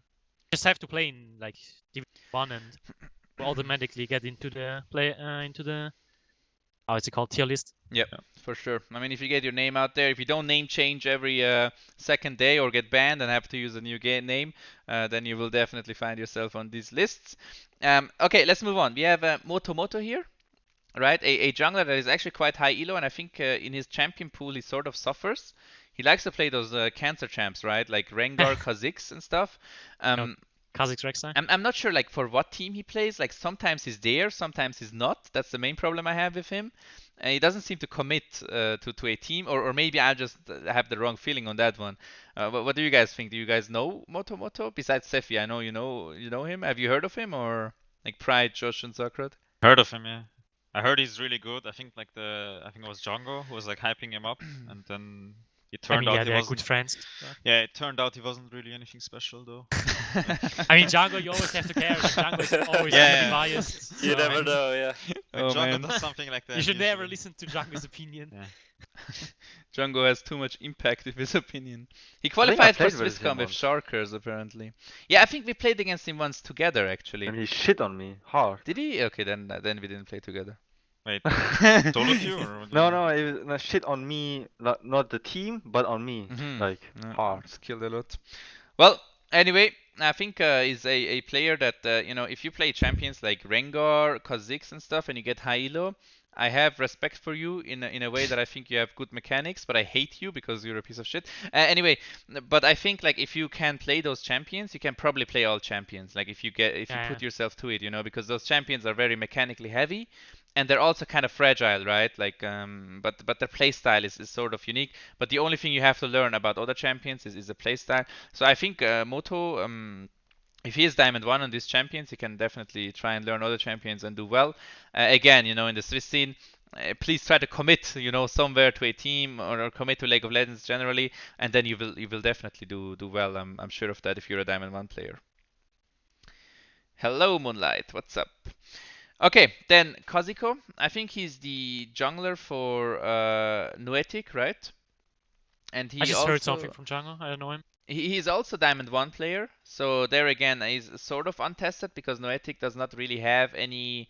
I don't know if he's new or if he's like been there, but Noetic doesn't really have anything to show right now, as in League of Legends results. I don't think they had any top 4 finishes, not to talk about any offline stuff. They were never at Red Bull and stuff like this.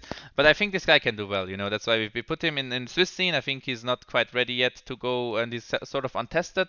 But I don't think we have many comments on him, right?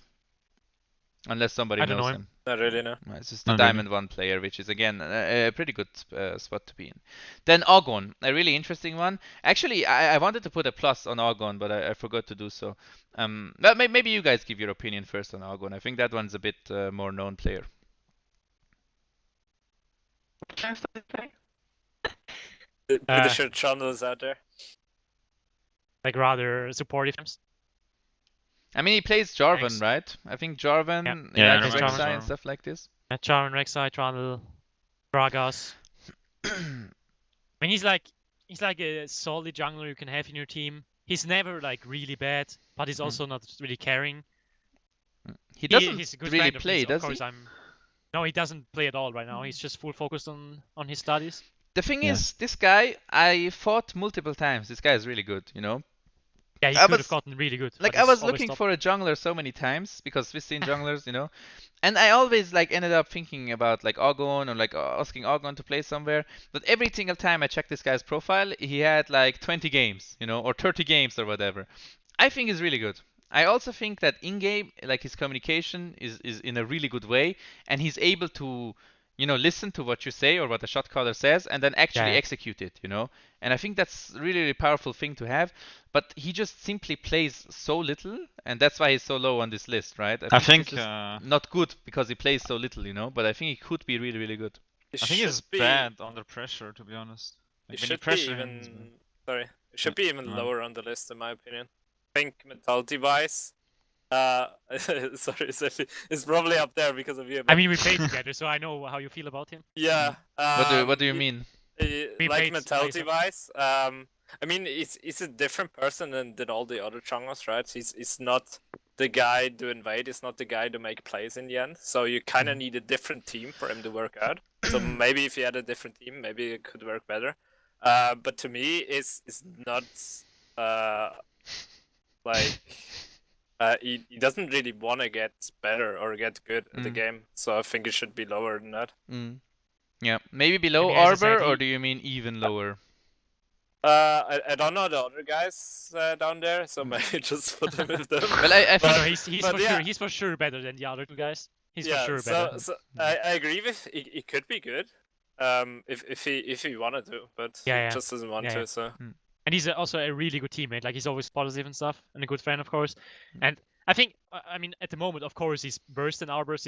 Like, he doesn't play the game at all. He doesn't even have internet or something. He cannot even play the game. But like, I think if he actually played the game, he's way better than Arbor. I think right now he's better than Arbor, to be honest. I'll go on at Switzerland at Okay. prime time. Yeah. I think he's very underrated. I don't know. I also think he's underrated. He's quite consistent. He, as you said, he doesn't like do any risky things. Yeah, he But if doesn't. you have like a risky mid laner or a mid Yeah. laner who likes to play risky, you just have to have like a good combination. With I mean, him. for example, we played with Ogon against. I think we were my Insanity and we played against. It wasn't Elvets. Who did we play against? The Greenfire team that was in the finals afterwards. La Cité. And he didn't have any problems against Greenfire. Like, the way he plays just doesn't create any problems for him Yeah. because he's just very passive. But I felt did like. Caesar of the jungle. Sort of, yeah. I Yeah. suppose, sort of, yeah. But Sort of, yeah. and I had to force him in certain The situations. Arnon of the jungle. Like for example, in one situation he was doing Wraiths, and like enemy Orianna had no flash, and he was doing Wraiths, and I was like, "Can you commit?" He's like, "No, I'm low." I press tab. I'm like, "Just smite it and commit." And then he smites it, and he comes mid, right? And we made a Yeah, play. he just does what you say. And Yeah. that I felt like was very valuable for a player like me, because I could like control him, tell him what to do and stuff. And it wasn't bad until we tried to force on bot lane and they TP'd and kill us all. But anyway, like generally I didn't feel like he was in trouble against Greenfire just because of the solid way he plays, right? Which really surprised me. And I wonder, like, if directly comparing him to Arbor, if we had Arbor in that game, I think Greenfire might have been able to just abuse it because Yeah. both are aggressive players, right? And then it falls off because Greenfire is just stronger. That's what I'm thinking, and that's the reason why I put Arbor below him, because I think Arbor is quite inconsistent. I think Arbor has gotten a lot better than he was. I think Arbor is a lot better in jungle than he is in top lane. But I Doesn't still play any think, champs. I He think plays exactly. He plays Ifs, Kha'Zix, and when those champs are banned, he just plays Warwick. Like, Yeah, who the fuck Warwick. plays Warwick? He also played, Like, like he what? started trying to play Camille or whatever, but yeah, overall his champion Oh, and pool. checks. I mean, his champion pool on top lane was also like very Yeah. limited and special, right? With Tryndamere and stuff, if I remember, and Kayle and stuff Irelia, like this. Tryndamere. The old Irelia. Oh god, Hmm. missed those things. And yeah, but I think he has a new team, right? Which with like a French org or something. Something like I'm not sure, like blah D-Spore. So they're like Ela Despoir. I don't think they're good at all. That's I- Montaz yeah. in mid lane, right? oh, it's Yeah, Montaz, he was. I think he quitted the team Okay. because of unknown reasons. Yeah. I'm not gonna say it on stream, so. But I also think that Arbor is one of those candidates that could potentially jump in the next time. We will see if Maybe. it's. Yeah, if yeah. it's I mean, that's the if potential. he actually managed to get over his issues, yeah, maybe. Yeah, but also think he has so another many issues. issue he has is just the communication. The way he Yeah. So toxic, communicates. it's insane. Yeah, it's really like it's toxic and annoying, and just like he's frustrated and he shows that frustration in communication. That's something you just can't do. Well, he's tilted and then he tilts his entire team. Yeah, so exactly. He just types in, like in solo when you see his stream or something, he just types permanently. Mm. Honestly, that's like his biggest issue. Like that's completely unacceptable in a Yeah, his mentality is environment. just really insane. Like for And example, he also really overvalues himself. That's really insane as well. Yeah, it's I hard. mean, Like if you that's okay, overvalue but- yourself, it depends. Like if Yeah, you're okay. confident or if you're actually overconfident, Yeah, right? If you're yeah. delusional I'm not. or I'm if not. you're confident. Yeah, I'm rather talking about delusional to be honest than Yeah, overconfident. I agree. I think he's more on the, you know, side. But yeah, I mean, I also have that sometimes where I get tilted and I show it in team chat and stuff, like on Everybody TS. has those games. But if you always have it, it's just not Yeah, not he just usable. has it all every game. Yeah. Okay, all right, let's move on. Arctoza, Ryuga. I think Arctoza. Actually, I know this guy. I think he's a Rek'Sai OTP, or he used to play a lot of Rek'Sai back in the day, a long time ago. Yes, too. And then still does, I suppose. But I don't know much about them. I just know that they're not quite as good as the other junglers. I don't know if anyone else has any input. Then go ahead. Yeah, just I think. I don't All know. right. No idea. And if you got like some more like information about yourself, make sure like send it to us as well, so we can get to know you better on those terms. But if you haven't played much on stream and stuff, I'm sorry, it's just really hard to get a opinion on you. All Actually, right. Kasoke maybe. He played with you Oh, the qualifier, Krasoke, right? yeah. He played the qualifier. I think Krasoke. Yeah, against us. It's an honorable mention, but I don't know where I would put him. Right now, I would put him quite low. I think I would put him on I A would tier, probably- very low. I would feel- put I him would above Blitz. Oh, Lower really? than Green. Really? You I would didn't actually see, put him above you didn't see Odin. how he plays now. I think if Krasoka plays like he used to play, I would Yeah, put him of course. above Green. But he's not that good Oh, right okay. now. Like he Okay. doesn't play much. Yeah, and- maybe. I don't. I mean, I Don't played really against him in Switzerland like a long time ago. Yeah, he used to be pretty good. I And mean, now again. he was like 400 LP and stuff, but now he doesn't really play much. I think if he played again, I would put him very low right now, but I think his potential is obviously very high. He always gets master very easily, which you can't say about all the players on this list. Like if he wants to get master at the end of the season, he just rushes master. He was season 5 challenger, I think quite high, like 550 LP, which is also something to point out. But yeah. What about Seven Army? Doesn't he play for Shutdown? Seven Army. Yeah. It's a good question actually. Also an honorable mention. I mean the deals aren't done yet. Obviously Seven Army is S tier on this list because he has proven he can be top 4 in EPS and stuff. If Seven Army does decide to join the Swiss scene, we will see. Depends on what other offers he has. But would you guys put him over Robin actually? That's a good question. What? Actually, I wouldn't even put him above Thing. Like, I don't know. Sorry. I mean, I might be wrong, but I don't think he's good. Oh, okay. But where would you put him? Under Green probably. Under Green? Like beneath Blitz and. I think he would take a spot Between. under Robin. So, but also in S tier. I mean, he went like I played with him in at MM. He went 3rd place in the Islam Division 1. Oh yeah, sure, yeah. So Mm. he You might go have. by Like, that, yeah. I do think he regressed a bit. Like he got worse. Mm. Sure. But I think he needs a mid laner to tell him what to do. But he can always become good again, in that sense. If he really tryhards in a game, his communication is on point. Yeah. He always tells you like where the enemy jungler is Yeah. and stuff like that. Yeah. Really He important. doesn't int, Or, Uh, well, actually, argue. he has He does. started. He does. Why do I always say Argue. this? He kind of started inting really hard. Anyway, let's move on. He's not officially part of the Swiss scene. Maybe he does join, who knows? Maybe there's also other junglers that might join from the German scene, but we don't really know them yet, right? Or it's hard to judge them or like list all the junglers that I have in mind right now for my team. That would be a bit overkill. All right, let's take a look at the mid laners.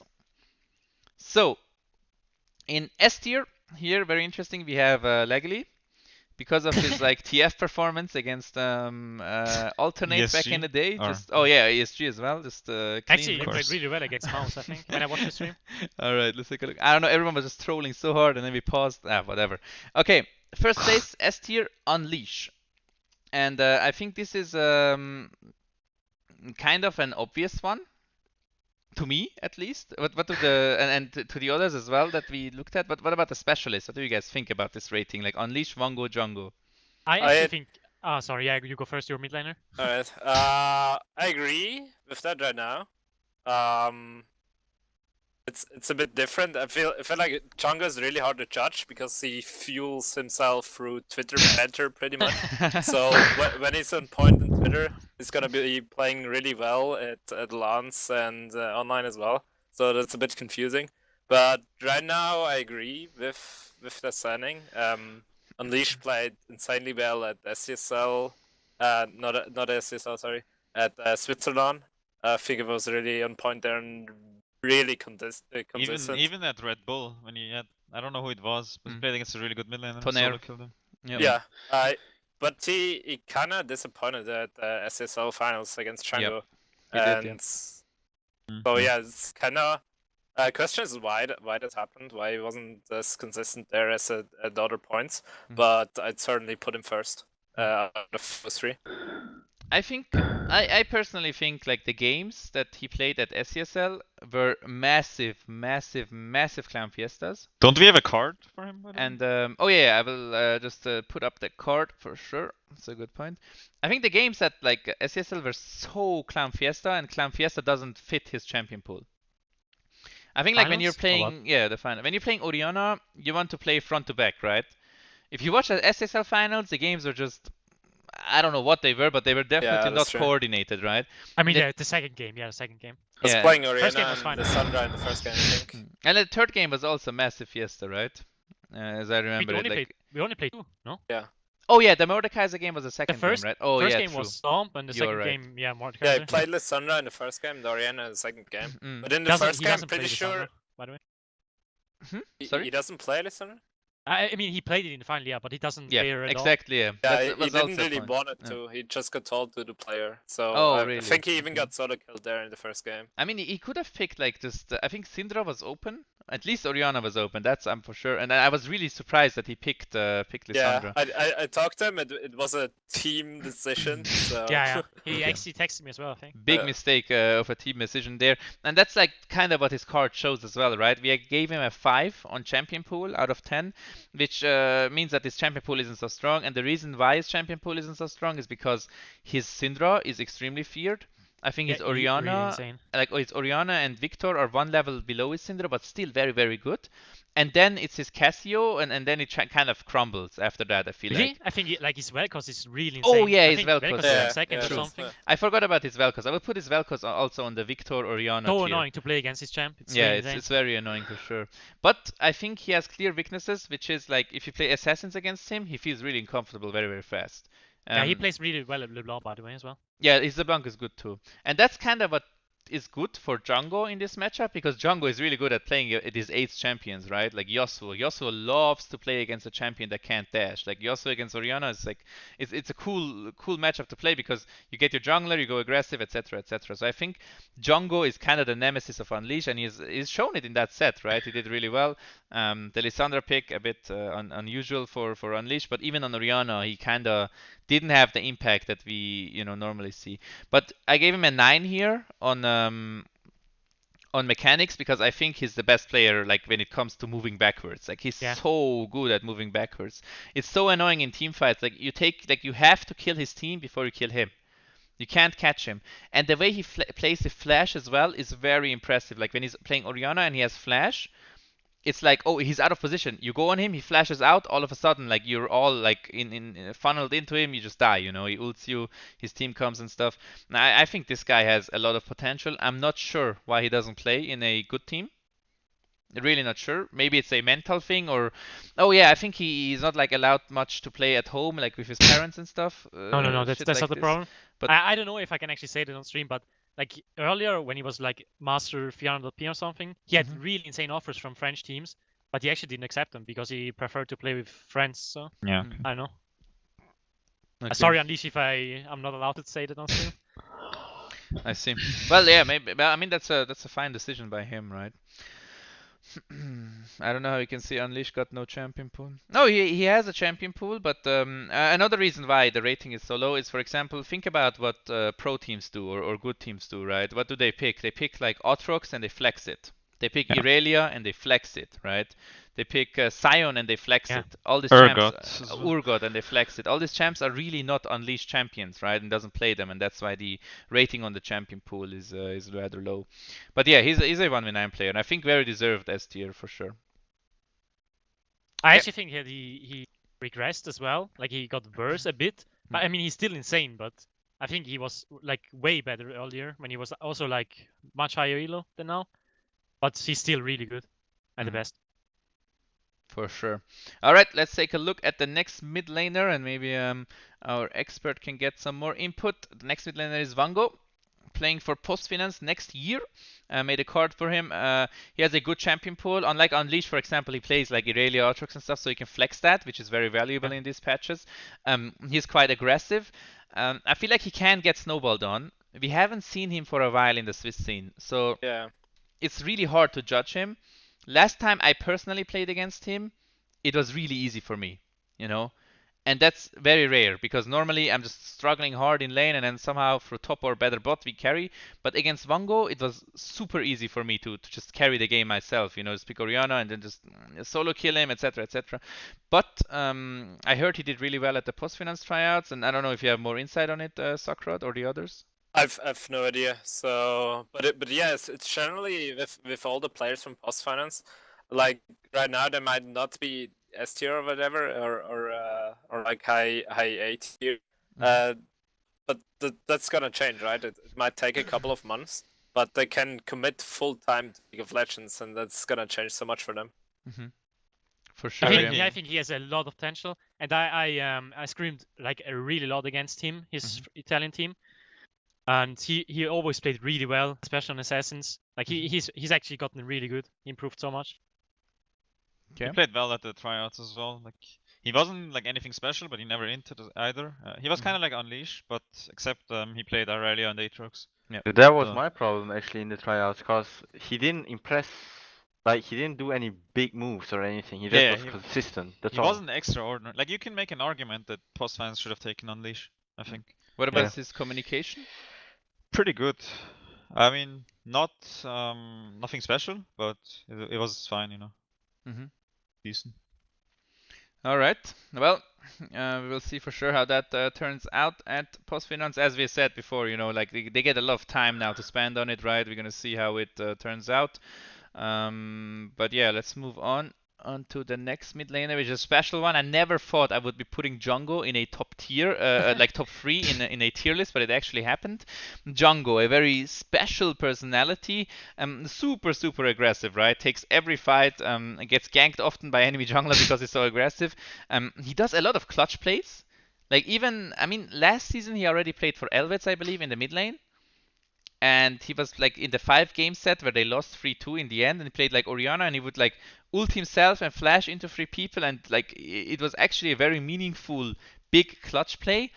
But he's just over aggressive, right? Like his aggression is just not measurable at times and just gets punished by the enemy jungler. But overall a solid player. I think if this guy would you know, be able to commit properly, not change accounts every 2 weeks because he gets permabanned, I see good potential. What do you guys think about Jungle? I think it's a mentality thing. You give him a little bit too few credit. I think there's like Twitter Jungle and bad like toxic Jungle. But if you dig through that, there's kind of a good player behind there. He played really impressive at SEL's finals and also at what was it?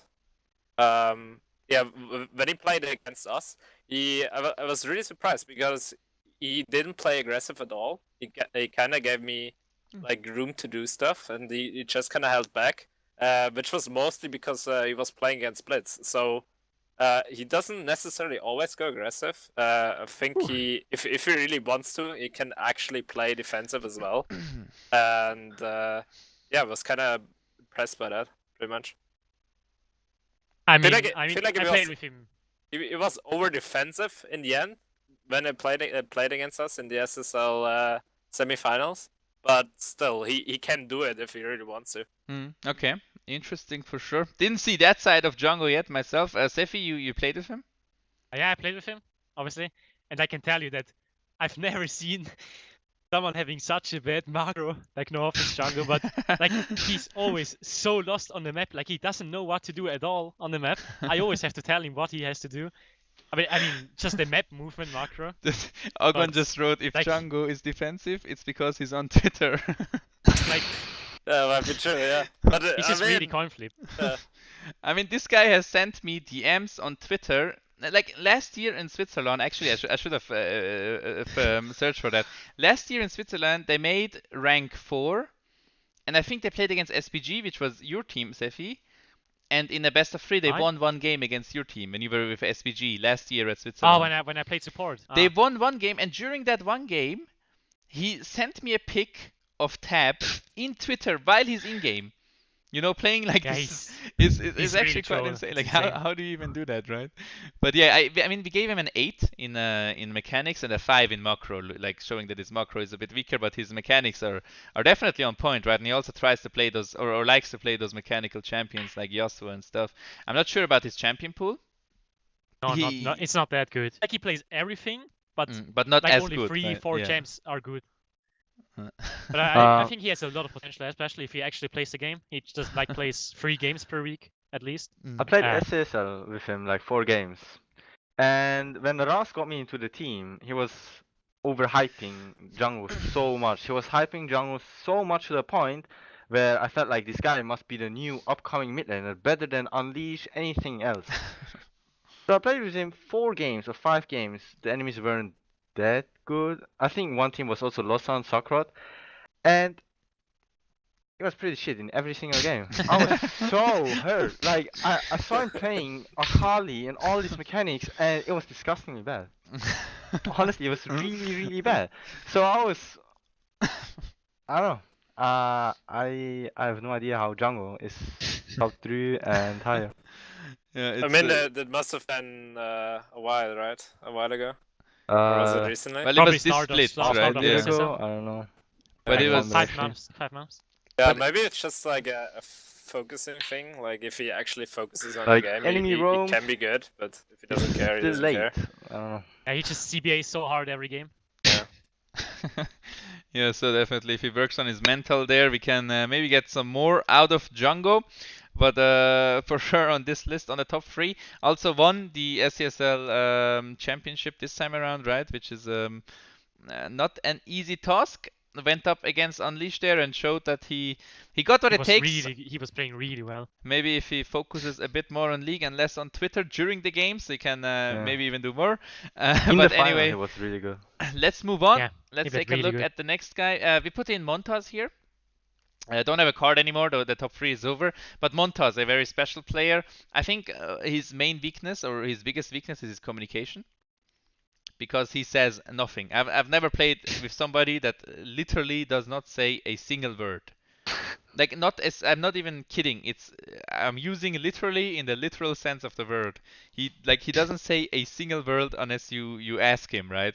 Which is his main weakness. And the other weakness is his champion pool, right? Because he plays a really, really good LeBlanc. Then he plays Ryze, a Cassio. really good Ryze and Cassio, and then he plays Yes. nothing. So if you want in draft, you can attack him quite hard, right? For example, ban Ryze and LeBlanc, he picks Cassio, you pick Ori into it, or something like this, you know, or No, just he even will ban pick all Victor 3. if everything is banned. Yeah. Yes, so something like that, you know. So but he wasn't tested on that front, so we never saw that. But overall, I think he has really good mechanics on LeBlanc, Cassio, and Ryze. Just his communication makes him a lot weaker player than he should be, because if you're in the center of the map, you know, you need to have some communication at least. Did you ever play against him, Sakrot? I don't think so, no. Because the You only did- time, you did. yeah, think. I did. ISF qualifier, I think we did.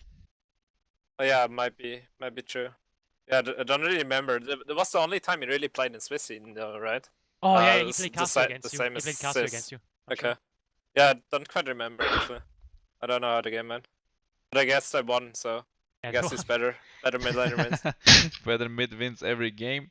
All right. I mean, we can move on if we don't have anything else on Montaz, unless someone has some more input. Unleash says on his champs it's really good. Yeah, I also Yeah, yeah. agree. I think on his Yeah. champs, I like his But I Rise mean, a he lot has as to well. be when he's challenger, or he was challenger. Yeah, he has to be for good sure. on I mean, if you champs. hit Challenger once, most likely you have some really good mechanics. Then Thesis, a player that has played like top lane, has played mid lane as well. He's actually quite high elo, and he also ended the season quite high elo. I'm not quite sure because I have never seen him in competitive in mid lane. Only saw him on top, and he played really well on GP. His champion pool actually seems to be quite big as well, judging from his solo queue profile right now, and he's like a challenger right now. It is preseason, but still. Yeah, seems to play quite a lot of champions, but specializes on champs like Kosadin, GP, and stuff like that, right? I'm not quite sure. I think Montaz and the others are better than him, but his elo alone makes him, definitely be ESL Division 2 material. Anyone has any like further insight on him? I mean, Like, I I would know he's so high elo, but I never see him perform well in competitive In games. competitive, right? I would put him above Montaz. When do you see him though? Like what I saw team him does he play earlier. for? I mean, he played. I played with him once, No. Oh, okay. and he was actually I was actually really like impressed how bad he played for his elo. He was like always was like he master was he the Fiona same Northeast. elo? Okay. Yeah, he was. Yeah, he has was always been quite master, high, like though. master Fiona Northeast Okay. and stuff. Now he's challenger. So Maybe he has like jitters or something. I mean, if the same thing, like in Zoloki, it used to be a lot better than in team play usually. Like it's just you can focus a lot more in Zoloki. I mean, that's the least for me. I think right But now Oh, he yeah. plays The opposite- for the Arbor team, right? Dylan Espar or whatever I that don't team know. is called. I So know. someone said it in chat earlier. So yeah, that's where he plays, and I think he really needs to prove himself in competitive. yeah. He has some issues of not showing up when he needs to show up and stuff like this. But yeah, if he gets those fixed, I think he can do well. Because if you do well in solo queue, you already know you have potential to do well in 5v5 already, right? It's kind of a proof thing. Then we have Sockrot here, Swiss Heartstock. Yeah. Alright, so I'm not hardstuck anymore because I decided I'm not gonna play anymore. Mhm. So Okay. That's one Yeah. way to get out. I heard Pretty you. much, yeah. I heard you might start coaching. Is that a thing? that's probably gonna be a thing, yeah. Mm-hmm. Okay, so that's definitely a spot to go. I mean, you also do like costing analysis and stuff. It's pretty smart about the game. I mean, I do think like you are still a good player, but you used to be, or at least that's what I'm thinking. Like you used to be way more aggressive, like Yeah, extremely for aggressive. me it's like I got good through the time I put into the game. Like back in season 2, back in season 3, I used to play 12 hours a day, and if I can't do that, I don't feel comfortable anymore playing aggressive because I used to just play over aggressive and then scale back my aggressiveness until I got through games without dying, pretty much. So since I can't do that anymore, I don't really know how aggressive I can go, and that's kind of where my performance is in the dumpster right now. So yeah, I can't put as much time as I want into the game, so I kind of just quit playing actively. Yeah, sure. I mean, that makes sense if you cannot commit to not, to go other routes for sure. Yeah. Perfect. Zillion to your Kaiser. That is very romantic for sure. And yeah, sure. Let's move on. Then we have the probably the best player on this list. Not sure how we ended up that low. We have Legally, who is possibly the best mid laner Switzerland has ever seen. No, I mean I'm not really good right now, and there's no way I could play outside of the Swiss scene really. I think like where my strength comes from is I can play quite low resources, and I can do some cancer stuff with like something like TF or Anivia wave clear or whatever wave clear, and just be like this surprise threat. And I'm really good at building up teams, right? And I feel like my communication is very strong. Those are like my strong points, but my mechanics, they're just not really good. My champion pool is not really good. So I think here in B tier, I am in a quite deserving spot. Nevertheless, Django is gonna get shit on at event. That one is for sure. Unlucky. I think you're like the Yarn of mid lane. You're also really good at nullifying. Like I watched your games, like Go for LoL against Smaus. I was actually really impressed by your laning phase. You played really well. I mean, technically, you are the most accomplished Swiss mid laner, right? Oh yeah, that's true. So far, Actually, that is true. I mean, if you look at Vongo, Because you had me on your team. Did he win Yeah. in Italy scene or not? No, he No. didn't. He didn't. Okay. They were like 7th place Then or something. it's They me. were really bad. But I mean, I know I always feel like when I'm playing a champion that's like one of my OTP champs, I always feel like I see like how to win the game, and I always feel like my enemy is really bad, and that's probably my biggest weakness, I suppose. Like when we were playing against Mouse, I was playing against Knight, right? They're a really good player. Yes. But I felt like he doesn't know what he has to do, and he's like not doing it correctly, you know. And I felt like I know what I have to do in order to win it, you know. I'm like, just okay, I'm gonna chill, then I'm gonna ult bot, we kill them all, we win the game, right? Then we ulted bot, but the execution wasn't there, we all died, then they win the game. That's what I always felt like. I felt like and I know how to win the game, and I know how to tell the others to win the game. I think like a lot of people don't do that, and that is giving like your situation, like are you ahead, what do you need, etc. Like this information throughout the game is really important, and you always do that. I think that's pretty good. Yep. Well, let's move on. We have Eliogol. Or not sure how to exactly say the name. I think he's a solid Swiss player, but I think he's quite weak in lane and also in mid and late. Like he doesn't have a real identity for me, right? I think he's a team captain of Noetic. I don't think he has a real identity to me, and he doesn't really have anything to show for himself so far. You know? It's hard to judge because you kind of need to see him in another team because Noetic hasn't really been or he didn't really have that good of team players. But yeah, I agree with that. His lining phase isn't like spectacular either, so it's kind of just solid for me. No. Did he already announce which organization he's gonna join? I think he's a team captain of Noetic, right? I don't know if No, he's no, like I think free agent. I think the guy who posted that on Twitch means you. I have no clue. Ah, me? Yeah, well, we will talk about that one later after the show. But yeah, no, Eliogol, I was confused there for a second. He's Noetic middle. But yeah, I think what Sakrat says is very true. I think he's not shown much, but he's also not in a great team, he's right? been the best player for Noetic the whole Yeah, time. for their team, yeah, for sure. That's pretty much it. I don't know him at all. Yeah, let's see how that one turns out. I think his champion pool is also limited. I think he plays like Ori, Orianna, and stuff like that, which is not bad. But I mean, right now if you play Aatrox, Irelia, Akali, you're a bit more on the good side, I think. All right, then Merok, a player I know, a player I think is really good on Ori, but other than that, kind of struggles. That's my opinion at least. Do you guys know him? Yes, I know him. Yeah. He Fight actually against improved a him. lot. Yeah.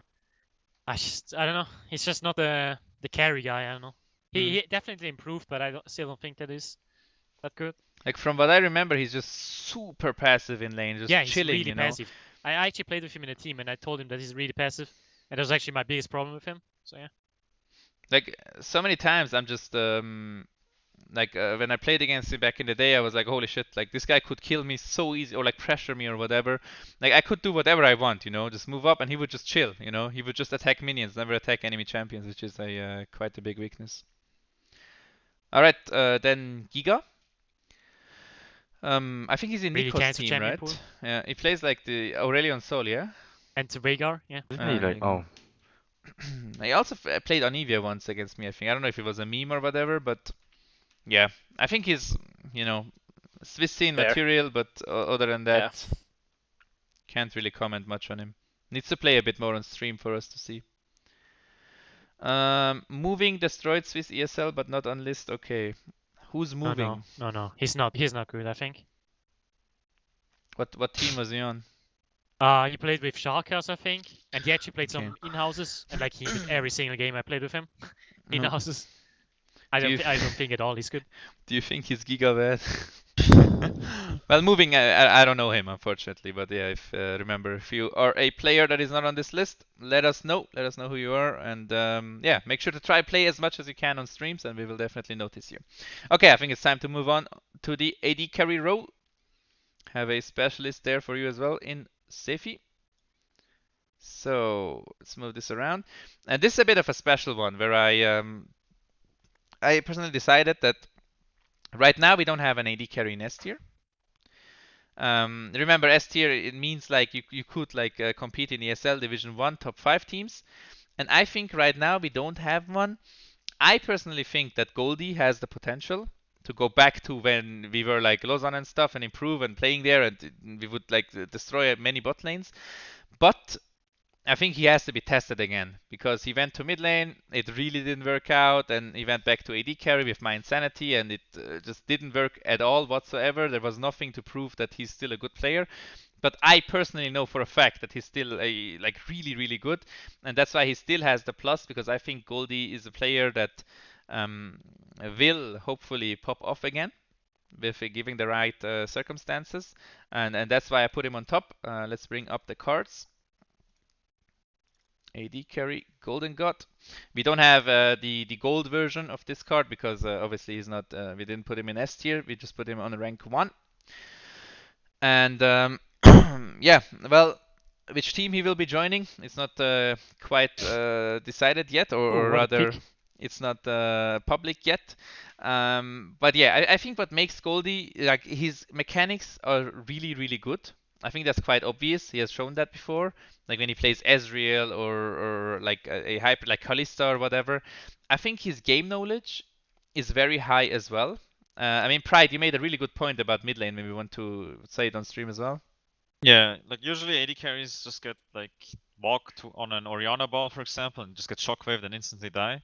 But since Goldie used to be a mid lane main, he knows all these like things, and he thinks in the perspective of the enemy mid laner, and so he doesn't really get caught from these kind of abilities, like Syndra E as well, for example.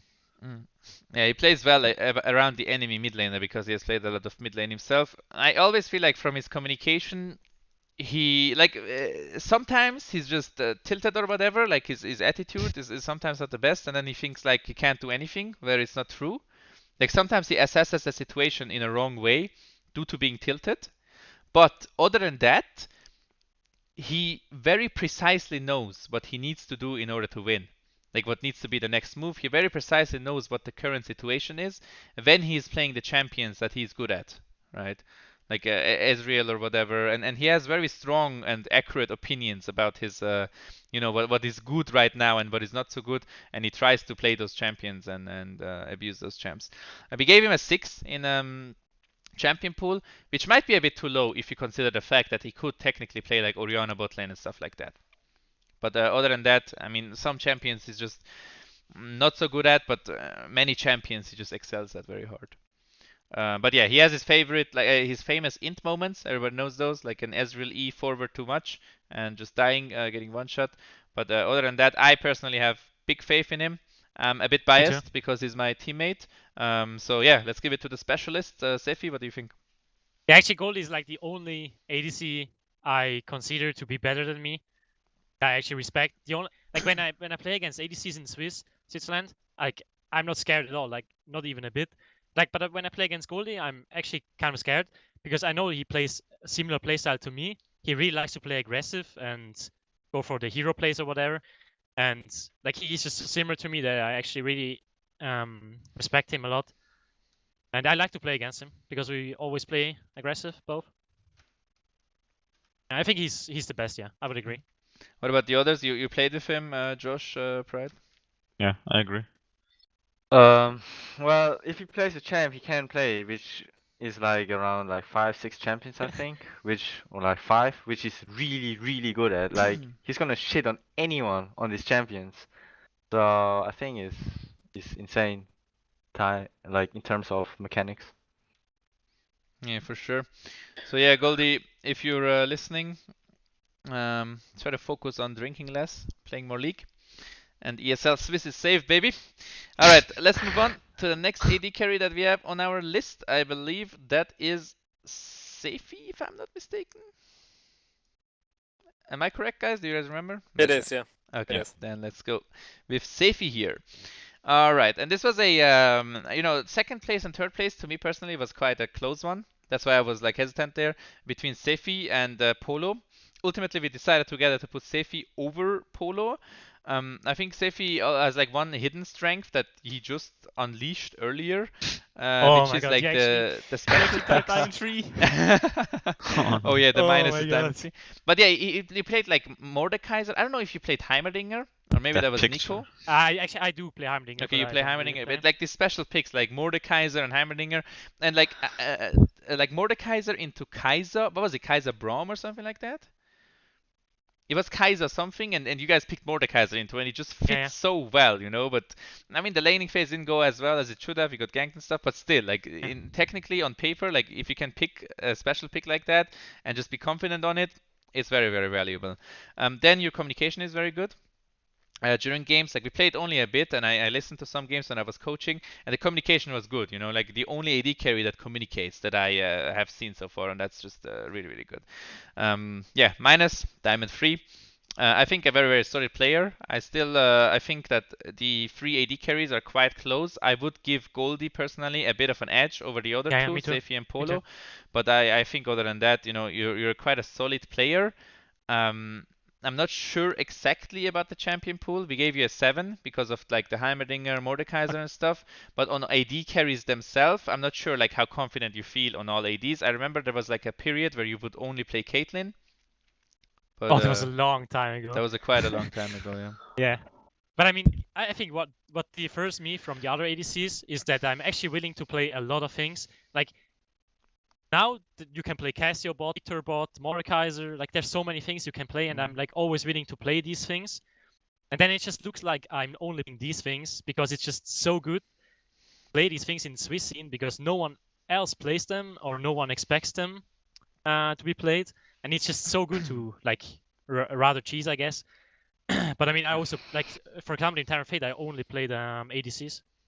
Yep. I just think I can play every time. What do you like to play with Mordekaiser the most? Especially aggressive champs like Alistar, Thresh, Blitzcrank. and Blitzcrank. And like I think actually Pyke is really good if you're a really good Pyke because he has so much lockdown and damage and stuff. Yeah. Yep. I'm actually also practicing a lot of champs right now. Yasuo, Victor, and stuff. It's not going that good. Yeah, the special picks there. I mean, you did drop to Diamond 3, trying to practice more of those, so that's a sign Great there. from Diamond 1 to Diamond 3. That's great. Do you have any more input on this one, Sakrot? I mean, you played against Seifi multiple times, right? He actually played with me. I played with Seifi as well. Oh, with Seifi as well. So Yeah. what do you think? I think it's good. I think it is on the spot. I'm not sure about like Sudoku has always been. Have you ever been master? I don't even remember. Like I'm so bad at solo Yeah, queue, I cannot play solo queue. for me that's confusing because usually you get good in solo queue and then you play well in teams or whatever. That's usually how it goes. But you kinda like step up in team exactly the opposite. and somehow are not very good in solo queue. Maybe it's a support thing as well. I don't know if you do queue a lot. No, I don't know. Like my mentality is really bad for solo queue. Yeah, so there might be an issue, but other than that, yeah. I also have this experience a lot, like in teams when I play, for example, with Frader and stuff. They all said like, "Wait, you're Diamond 2? Like you play so much better." And in Terran Fate as well, I like that's really hard for me to get into good teams, I'd say, since I have really bad solo queue rating. Yeah, maybe getting a dedicated support for you, like to play solo queue on and have like a different personality that can keep you calm and focused on the game could be good. Everyone that's like in chat, it's definitely like a good point that was just made by Seifi. It's hard to get into a team if your solo queue rating is low, and that is just a fact, you know. That is such a big fact. You know, outside Swiss League, you have no chance if you're Diamond 2. There's absolutely no chance to join a good team if you're just Diamond 2. Or if you prove yourself in national play. Yeah, I mean, yeah. If you already made a name of yourself, then it doesn't matter anymore. But in the beginning, for sure, you have to have a respectable solo queue rating. Sorry, Socrat, you were still talking. Yeah, I mean, it's for me, solo queue has always been the place to improve and to try new champions and to get better at champions. But if you're hard stuck like Diamond 3 somewhere, I'm not saying you are. I'm just saying D2. Yeah, or D2 or whatever. You kind of never play against these players that are really better than you, and that's kind of what you need as well to actually improve at the game. Like to play against players that do things differently than you and actually do better than you. I feel like for me that's kind of part of the game. And if you want to get really good, I mean, there's not really a way around being master or challenger in solo queue. Yeah, but I mean, I scream a lot, so I play against good players. So. Are you still in Tempered Fate? I cannot say. Okay, so I'm still deciding what team I'm gonna join. I understand. All right, so there's a chance. Let's move on. To the next. Wait, is Tempered Fate still Division 1? No. They dropped? Thanks for Okay. saying that. Sorry guys. Alright, let's move on to the next AD carry that we have on the list. And it's the post-finance AD carry, Polo. And Polo actually, I mean, Josh, you explained this about his defensive mechanics. Maybe you want to repeat that for the stream. Yeah, feel like his mechanics are kind of split up. So if the enemy engages and he's kiting back, his mechanics are really on point. That's why he's really good on Xayah. He likes to kite back and survive that engage. But if it comes to engaging and really like flashing forward, killing everything while being fed, I don't think his mechanics are on point. Yeah, same. I mean, I was really impressed by the way he plays when he moves backward. Especially on Xayah, when I was watching, like, I think it was Switzerland, I believe. Very strong player in my eyes there. There I thought, like, oh, this guy is so good, right? In the SESL finals, it already looked a bit different, right? I thought there it was sort of a weak performance. So that's why we kind of gave him that third spot. I also think, but Switzerland, he had a really good support. Oh yeah, Punchy was his support, right? I also think Polo, well, it's like resource usage is a plus here. He does a good job at using resources that they give to him. Really? But I also think think you completely need opposite. to put resources into Polo. You know? Really? Like you Look, need to look, play for that example, way. Mhm. For example, the second game we played in SSL final, he was like 8-0 or something. He Oh, had yeah. 8 kills, 0 deaths in laning phase, and he didn't do anything the whole game. Yeah. I actually think the opposite. I think he doesn't use the resources, but he can play well without resources. Well, for example, in that game, I thought, okay, like they ganked bot quite a bit there and stuff, and I felt like, okay, they're snowballing that quite a bit, you know? Yeah, They took same, yeah. turret and stuff, but then you're right, like when it came to mid-late, sort of it fell off, but he did also get one shot by Morda ulti and shit like that. Yeah, it's a hard Well, one. actually, yeah. It's a hard one for sure. What did the others think, like Josh and Pride and stuff? I mean, that's probably like the biggest question mark on this list, to be honest. I feel like it's arguable whether Polo should be third or second place. I still think that Polo has never played like in a structured environment with like a proper coach and everything. Yeah, well, most of these players haven't on the list. Yeah, no, I know, but I think like Safety has, Goldie has as well. I think, correct me if I'm wrong, Safety, I think at Tempered Fate he must have had some sort of coach. Yeah, more or less. Anyways, I think he just has a lot of potential, you know. When I see Polo doing some plays, I kind of feel it. Like I feel that he can be a really good player. But then again, he also has never hit like Master or anything, as far as I know, at least. Oh, he did. So, He did hit Master. Yeah, I mean, yeah, you don't see it in his solo queue as well, but I think he will be very. He's never good, played that for much sure. solo queue, right? As far as I know. Like, what? He has never played that much solo queue at all. Doesn't really play a lot. Yeah, so that's kind of where the issue is. If you're that good, you're either like you're riding out the skill you already have if you don't play that much, or you're just on a good level even though you're not playing that much. So that's kind of something that might change as well with post finance, where he's forced to actually play the game the whole day. Yep. Yeah, for sure. But like playing the game the whole day doesn't mean for every player that you necessarily become better, right? Sometimes But actually. it's better than playing 2 hours a day to play 8 hours a day. Yeah, well, it depends. Yeah, exactly. It really Some depends people, on the player. like I personally would rather have 5 quality games where I'm playing at my best, rather than 10 games where some of them are just kind of. You could have improved so much by now, Pride, by just spamming the game. I feel like. You're just lazy, actually. That's just. I prefer 15 games a day personally. I mean, I think it's different. Like you look at Faxi. Yeah, I agree. Faxi also tweeted about this. Like you would rather have like 8 games, like where you're really feeling it. Like you're feeling fit. You ate some proper food. You're not like dying or some shit. You just play. You play your best games, you know. And you improve the most from those kind of games rather than random games. Yeah, but if you can only do 5 games a day, then you just have a lifestyle problem. Well, I mean, 5 is already okay, but Pride always did like 2 or 3. Well, I'm not disagreeing with that. I would definitely be very better if I spent the game. 24 hours solo queue marathon is the best. Yeah, like you're not. I think playing a lot doesn't automatically make you improve. Yeah, think there's I think that too. a lot of different things Yeah. factors are going on. All right. Anyway, guys, Nico just asked whether we're going to play some Blackouts, so we have to cut the stream. So no, I'm just kidding. Okay, so yeah, and one more thing that we wrote down here was the autopilot thing. I think as a minus, that's one thing you came up with, Pride, right? Yeah, I mean I see this in a lot of AD carries. Like Leo, for example, is the #1 contender for this. I just remember at the post-finance tryouts there was like a scene where Seven Army was invading or something. He was with Polo on his team. Like everyone was on the same page, like ready to go invade the red buff. But Polo was kind of like lagging behind. He was like, I don't know, he just didn't realize it, I guess, because I feel like he autopilots often and he just kind of like does things without thinking. Like he's just in lane last sitting, doesn't consider anything. Like you can catch him off guard a lot, I think, with this, and that's why I think that's a weakness. Yeah. Okay. It's a very good point there, and also something that you can kind of work on easily. I feel like, you know, because Yeah. especially when you're in a duo lane, because your support can just step up with his communication in order to help you. Yeah, for sure, a controversial one. The AD carries here, third place, second place. Either way, I think quite close, and I think opinions that differ quite greatly. All right, let's move back to the list. And let's take a look at the other players that we have here on the AD carry spot. There's a lot of AD, actually good AD carry players in Switzerland are there. Like that's pretty much the most like line in of them.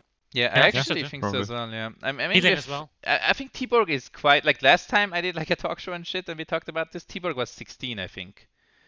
I don't know how old he is right now, but either way, he's quite He young. probably has it on Twitter. Wait.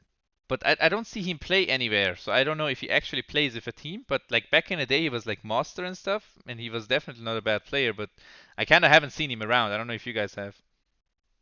I've seen him playing in Noetic last qualifier, like SSL qualifier. I mean ESL qualifier. They actually lost. He Where played with Noetic. Yeah, he played with Noetic. Okay. They won So- the qualifier, but they lost the finals. The monthly finals. Okay, interesting. All right. Now, well, I don't know. This guy always felt like he's good, but maybe a bit, you know, a bit lost and doesn't really have a team, doesn't really have a support he plays with. Yeah, I don't know if you guys know more about this. Maybe Josh, or Pride. Well, I only saw the post-finance games, and I was actually impressed of him. I think he played well. He was in the enemy team, but other than that, didn't see much. Nothing Right. special. Nothing special, nothing too bad either. I think he could play Division 2 though. Like Yeah, in he's ESL. up there. Yeah. He's alright. Then we have Punchy, who did play Division 2, ended up getting No, he banned. didn't.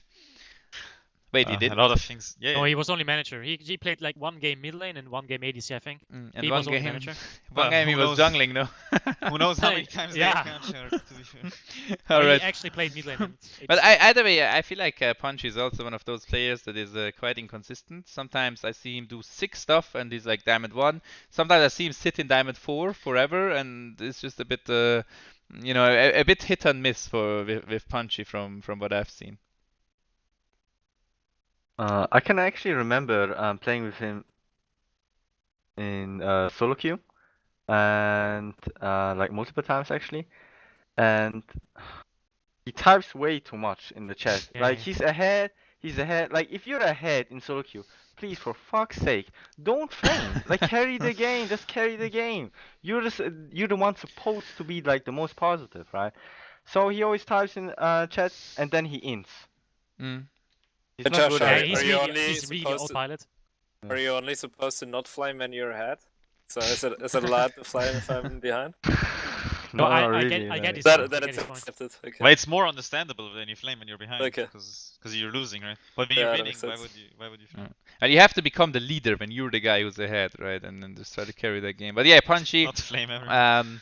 I mean, it's not apparently it's not embarrassing anymore to say this nowadays. Punchy also has multiple permabans, right? And if I understand correctly, and that's something I think like eventually you grow out of it. It's really hard to get rid of. I know for a fact. Then Ross, a very special one, and I think Ross right now is just hard to judge, but we still wanted him to put him on the list because he's just not around right now. I mean, he had like he was sick and stuff. I think Ross is also one of those guys who deserves a plus. I should have actually put it in. I don't know if I can edit it right now. Actually, Might give me a fat error. Alright, was able to edit it. I think Ross for me also is one of those that has a plus because he can he can jump up really fast, especially if he does make his comeback. I'm not sure what his position is right now, but when he played, he was also quite hit and miss. Sometimes I felt like this guy was really, really good, and sometimes I felt like this guy is really bad. So it went both ways. And I also felt like always if Ross that is kind of nervous or gets under pressure when he's playing like in Yeah, that's true. competitive 5v5 on stream. So that's one thing he would have to fix eventually. I think he's actually really, really good outside of laning phase. In laning phase, he's pretty bad, I'd say. But the outside laning phase is pretty good. What do you think, He's- Josh? You do it with him, right? Yeah. Well, I always thought he's the guy which is always behind Goldie. He's like the second ADK for Switzerland.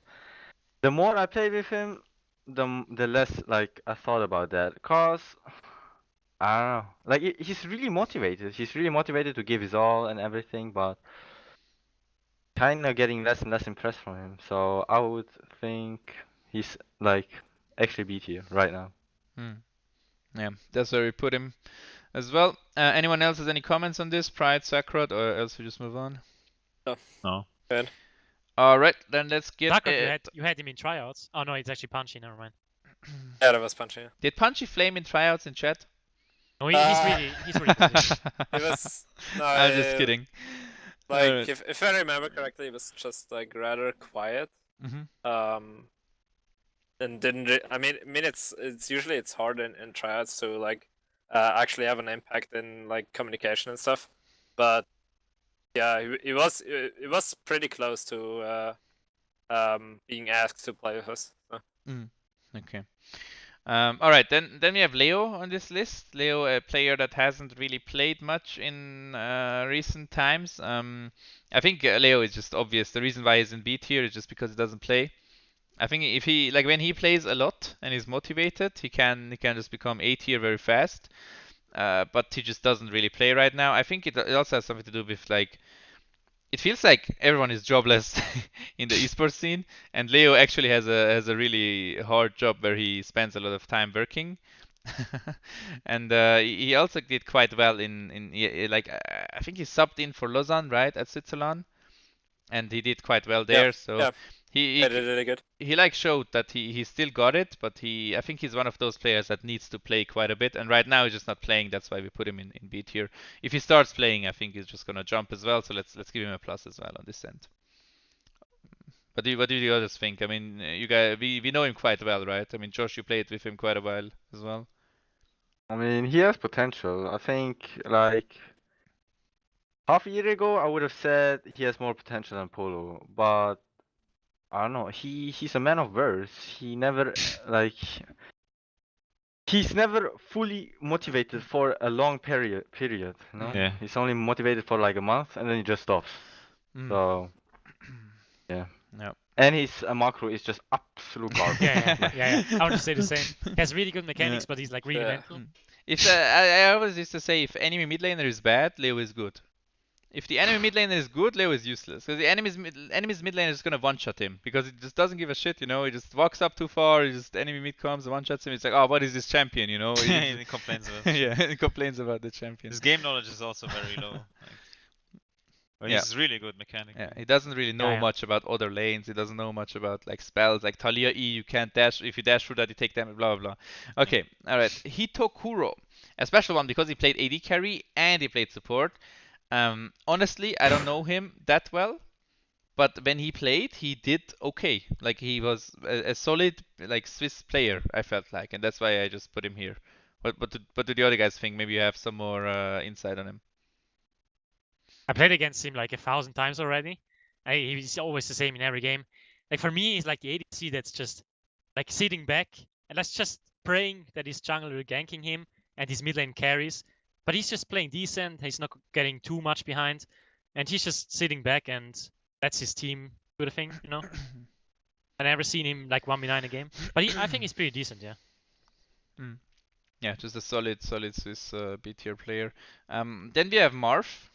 Also one that was really hard to judge for us because we don't really know him so well. You just checked his profile, and I think he was like Diamond 4 at the time I checked him. I mean, Sakura, you can give more input on that. Yeah, Right? so with Marv, he doesn't like to play solo queue, so he either just doesn't or plays different roles other than AD carry. I feel like that's kind of big problem, right? Yeah, might be an issue. I mean, you play solo queue if you get him as support. If you just play with him 24/7, he actually will play solo queue and improve on the game. Other than that, I'd rate him certainly higher than Hitokuro. Same, I would rate him higher as well. Yeah. Okay. He's actually pretty good. Yeah. I mean, I played against him in semifinals 3 games, and he was actually pretty good in laning phase. But after laning phase, he was really questionable, really questionable. But yeah, he's a good laner. Okay. Well, if both specialists agree, of course, they will change the order. Put Marv above Hitokuro. Did you guys play against or with Marv anytime, like Pride and Josh? No. No. Okay, Never so heard there's of no him. input on that front. Then this is also a player that I don't really know. That's one you put on the list, Sefi, Saitam. He was the AD carry for Elan Despois in the qualifier. Is this He's guy like actually... Heimerdinger OTP. Oh, really? Oh, really? Okay. Yeah. I thought this guy's good. I don't know. He's like really high. I mean, he's like low master. I would have He rated was him. really bad. Is he Swiss? Really? Is he Or is bad? No, he- he's Belgium. I But think. does he still play for Elan? No, Despoir? I don't think. I don't know their new lineup, but I don't think so. Okay, because the information was different. All right, well, no need to discuss it if you don't have any info. But Nico, a very that's the most interesting one, right? I think he plays skill class. Does he play skill 5? class 1? Yeah, I did. Talking. Maybe 6? Does he still play it, or did they like drop? I don't know. They played it for different ADC. Oh, okay, then we can just delete it here, I suppose. All right, well, anyway, Nico, I mean, he just plays too much Rust. It's just this guy just doesn't play League of Legends. He just plays too much Rust, and then he plays League and just picks. He doesn't pick the Raven, which is his OTP for 4 years, and we still play it. So they're still in Division 1. No, I think Nico is just the kind of player that just never actually. I think all League of Legends players, at one point or another, played a lot of games, like a lot of games, and then they got good.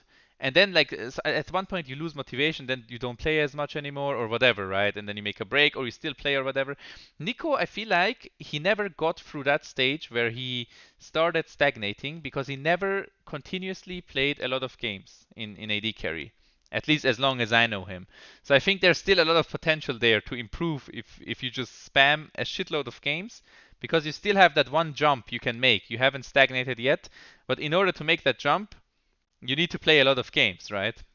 Waiting for lethality buff, yeah. And that's my opinion on Nico. Other than that, I think Nico is pretty shit right now because he plays too much Rust. What do you guys think? Pride, Josh? I Yeah, mean, he's we know him definitely- pretty well, right? He's rusty for sure. I really get mad at Nico, cause this son of a bitch, he Oh, always whoa. gets high elo, and when he gets high, like if any one of you does this, like I get real mad. You get Diamond 1, you're playing well. He tells me, "Oh, Josh, you wanna do like I'm playing really well right now. I'm playing really well right now." Nico, you didn't play like in the last months. You played like 3 games. You're like you're stuck. You don't want to play anymore. You're happy with your Diamond 1. Just spam the game. Keep spamming the game. You're good at the game now. Don't spam it. Don't stop it. Don't tell someone like, well, I'm just not playing. I'm playing enough right now. I'm playing enough. You're not playing a lot. You need to play a lot. If you get Diamond 1 and higher, play a lot. And he never does it. So he's wasting his potential. Diamond 4-0 LP, by the way. Oh no. Just do a Q right now, yeah. Oh. Alright, I think that's pretty much. Maybe Sefi, you also, as an AD carry expert, you have maybe some input on Nico. I played a lot against him, but I'm not impressed at all by his gameplay. Like he's just AFK in the whole game when I play against him. Yeah, he plays very passive. I mean, Especially for example, when he plays Caitlyn, he's just AFK. I don't know. He's just not doing anything. He had one tournament, like Polylon, a year ago, I think, where he subbed Oh, in for yeah, my yeah. Insanity, where he actually did quite well with Xayah, but then we like denied true. Xayah and it wasn't so good anymore.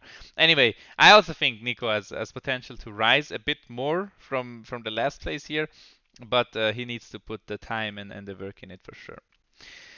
Alright, let's move on. Let's finally delete this ugly black box and reveal the support column as well. Where we have S tier Sias or Seas, I don't know how to actually pronounce that one.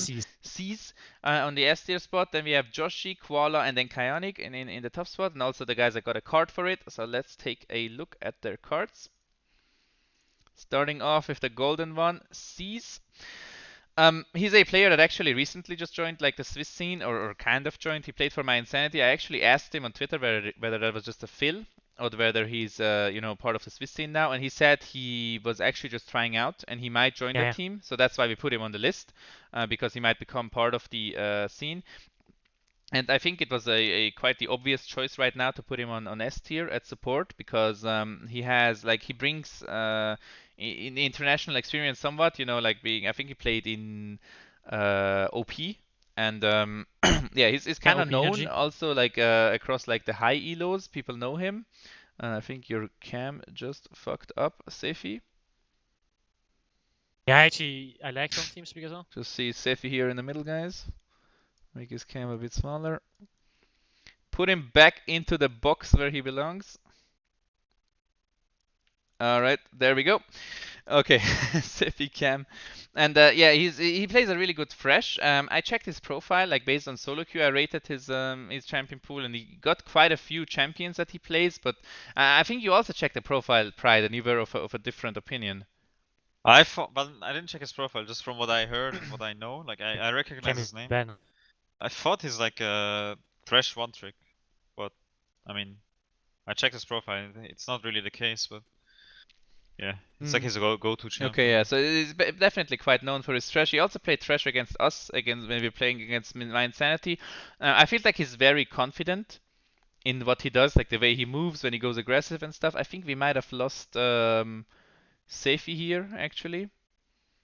Rip Sefi. He's not talking. Okay, hello, can you hear me? Yeah, 2,400. Okay, nice. We hear you, yeah, and your cam actually started to move as well. He's back, baby. And yeah, I didn't really write any weaknesses because I don't know what his weaknesses are. I know, like, when I played against him in the game, I wasn't as impressed by the roams, at least, because they were quite obvious to me. Like, he walked across many wards without sweeping them, and like he tried to gank mid from top side and stuff like this, which was very weird. We were not able to punish them on bot side, but I think that was just more of a misplay by us in the 2v1 on bot side, and his roams. But I can see it work, like he likes to roam, he's creative with it, and I like that in a player, and I think that will make him strong. And if he decides to join the Swiss scene, we will definitely see him in one of the top teams. I'm very sure of that one. Did you ever play against him, or like you played with him, Sefi, I believe, in the tournament? I mean, yeah, he's actually a good friend of me.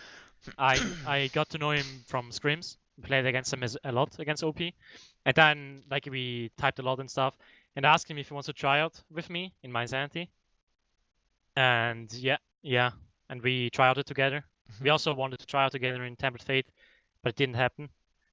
Yeah, I know him a lot. Okay. Ooh, Jim saying he's best free agent support in the whole duck scene. Well, actually, he has some really good tryouts, but I cannot. That's some big words. Right? That's some big words in there. DOS. It might be true though. He's pretty good. Oh, I don't think. Wow, better than like DOS and stuff. Panda and stuff free like agent? this. What? Oh, free agent. Okay, I'm trolling. Yeah. I thought best in. But yeah, he might actually be the best support in. Okay, wait. Yeah, Sefi's cam is big again. This is. He had a lot of tryouts in really good teams. Sefi is just resizing. What the fuck, man? All right. But yeah, I can tell you that he's not going to play in Switzerland. I also don't think that he's gonna join my Insanity. I mean, I know where he's gonna play. No, he's too good for the Swiss. Yeah. All right. Okay, so let's move on to the next card. Also, thanks for sending me this picture, C's, because the other one was really not usable. On the second place, we have Joshy. Here we go with the special picture of I don't know what to call that. What do you actually call this? Like this animal? It's my Sternzeichen. I don't know what it is in English. Oh, I have no idea. Sartorius or something? Yeah, something like that. Yeah. But Centaur, actually, yeah. maybe C's is joining Auto Gaming, right? No, It no, would he isn't. make sense, right? Because Gm is in 1+1. No, I don't know. Oh, Centaur. Yeah, right. Yeah. Well, Joshy, I think his champion pool improved heavily because his champion pool used to be like you had this phase where you only played like Zillion or whatever.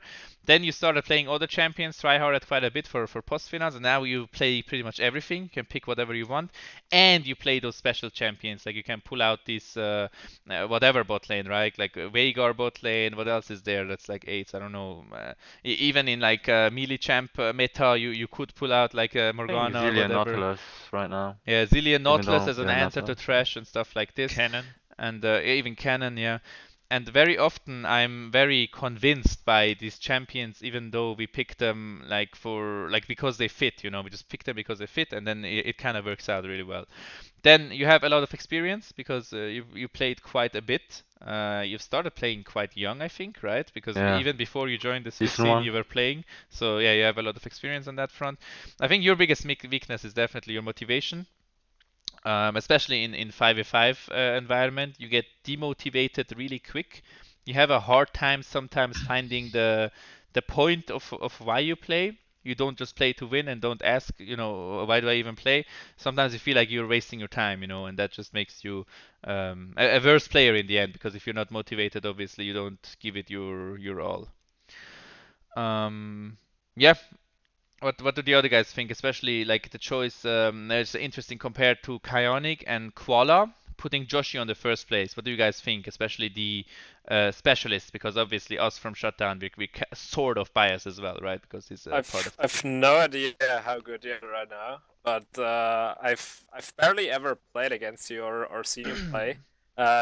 Pretty much the only like recollection I have of you is like 2 seasons ago at SSL finals, where you've probably seen the inside of your hands more than your actual screen. So it's kind of like a negative image of you from you playing, at least at the stage. But yeah, other than that, I don't really have to say much. I don't know. Probably the others have things to say. Which SESL finals was that? It was like 2 or 3 seasons ago. Were we Lausanne? Probably. No, I don't think so.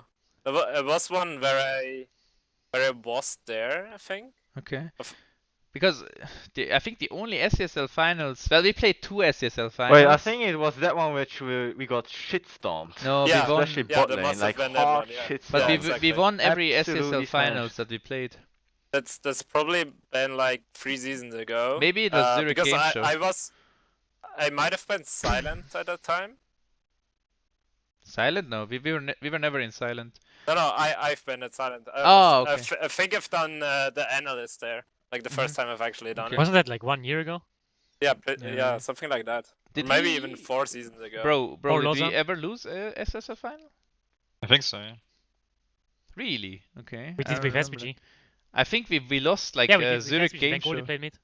No, there wasn't. Oh, yeah. yes, that's the one when I was coach. When Oh Leon yeah. played. Oh yes. Was it Ah, that one? okay. Yeah, it must have been that Yeah. one. Yeah, because Socrates was analyst there and I was caster and I wasn't actually playing. That's why Yeah, I don't exactly. remember it. Yeah, you were casting Ah, with yeah. Frozen Zone, I think. Oh yes, I was.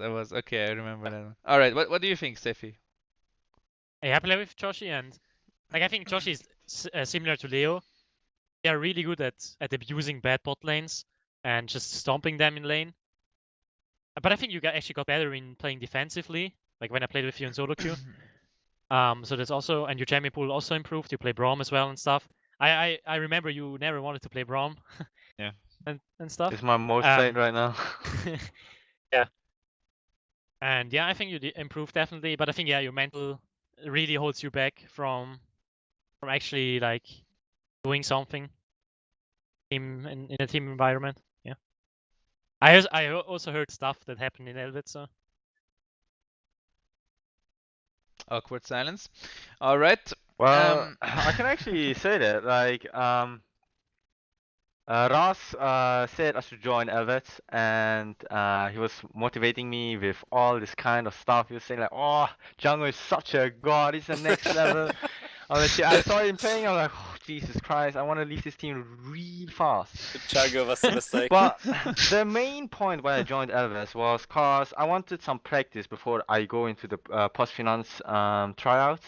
So I need some team game again. And yeah, I like Koala got the spot, so I was really demotivated to play anything right now in League of Legends, and so I just randomly left the team. I thought it was better because I'm probably just gonna int, so I joined Ali's team and inted in Dosan, so that was pretty good. That was my Mine's empty. insanity. Mine's empty, yeah. Oh, my incentive. Oh, yeah. Where would I try hard against Dog's team in All right. Yeah, Strong well, as But I response. think Joshy has just much more potential than Kayanic. If Mm. you like well, want to differ yeah, these I two. wanted to say like both Socrates. I mean, Socrates said that he didn't see much, especially in the earlier stages. But you didn't really answer the question, Sefi, right? What do you think about the Oh, what? choice of putting Sefi? Ah, you asked me Sorry, that? about putting Josh in like above Kaonik and Koala, right? Yeah, I would be S tier by the way on the support. Oh, Koala. I don't know. You can show it at Who's event. higher? Joshi? It's Or Koala? Joshi, then Koala, then Kaonik. I don't know. It's a hard I one, haven't yeah? seen Koala play that much, but I heard that he played pretty bad or pretty poorly in Penta. So I don't know. I Mm. think they're pretty He similar. inted every game, I think, as far as I know. I think Joshi is more the mechanical type, and Koala is more the macro type, I guess. Koala also plays like he's willing to pick whatever, right? Pretty much for whatever is meta at least.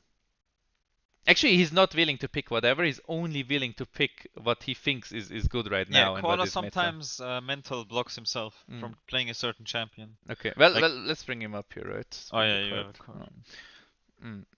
So also what I was thinking, for example, like when Pyke stopped, like the Pyke pick kind of stopped, even though it was like his strongest champion.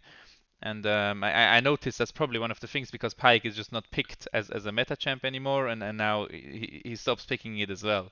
And that's what you kind of mean by mental block, right? Well, not necessarily. Like sometimes he like seemingly randomly decides that a champion is shit and he doesn't want to play it anymore. Like I think at the time it was like Morgana or something. Then it was like a Braum at a certain period. Then it was Pyke and Fiddle as well. Like it keeps changing, you know. And for me, it's seemingly random because I think these champs have always been good. There wasn't anything that like specifically affected these champs or him, besides maybe a solo queue experience. But yeah, that's what I mean with mental block. I had the same actually when I was like coaching at Ottok, and it's like I think their coaches are very effective because you just decide for the player, you know, what they want to play, because like they play something and it works really well, and all of a sudden they're like, I don't want to play this champ anymore. It's not good, you know, and you don't know the really reason behind it, you know, and then you just force them to play, and then it still works, you know, in scrims or whatever, and it's very interesting. I wonder why that is a thing, but yeah, Koala is going to be the post finance support. He has some international experience with Penta and SVG before that, so he's kind of shown that he can play in the ESLM. Remember, S tier means that you can play like in the top 5 teams, which was really never the case with SVG. I believe you guys finished rank 8 or something. 7. Rank 7, so further down on the table. That's not relegation yet, right? I think rank 8 is relegation. No, that's like the safe sweet Okay, spot. it's a safe spot, yeah.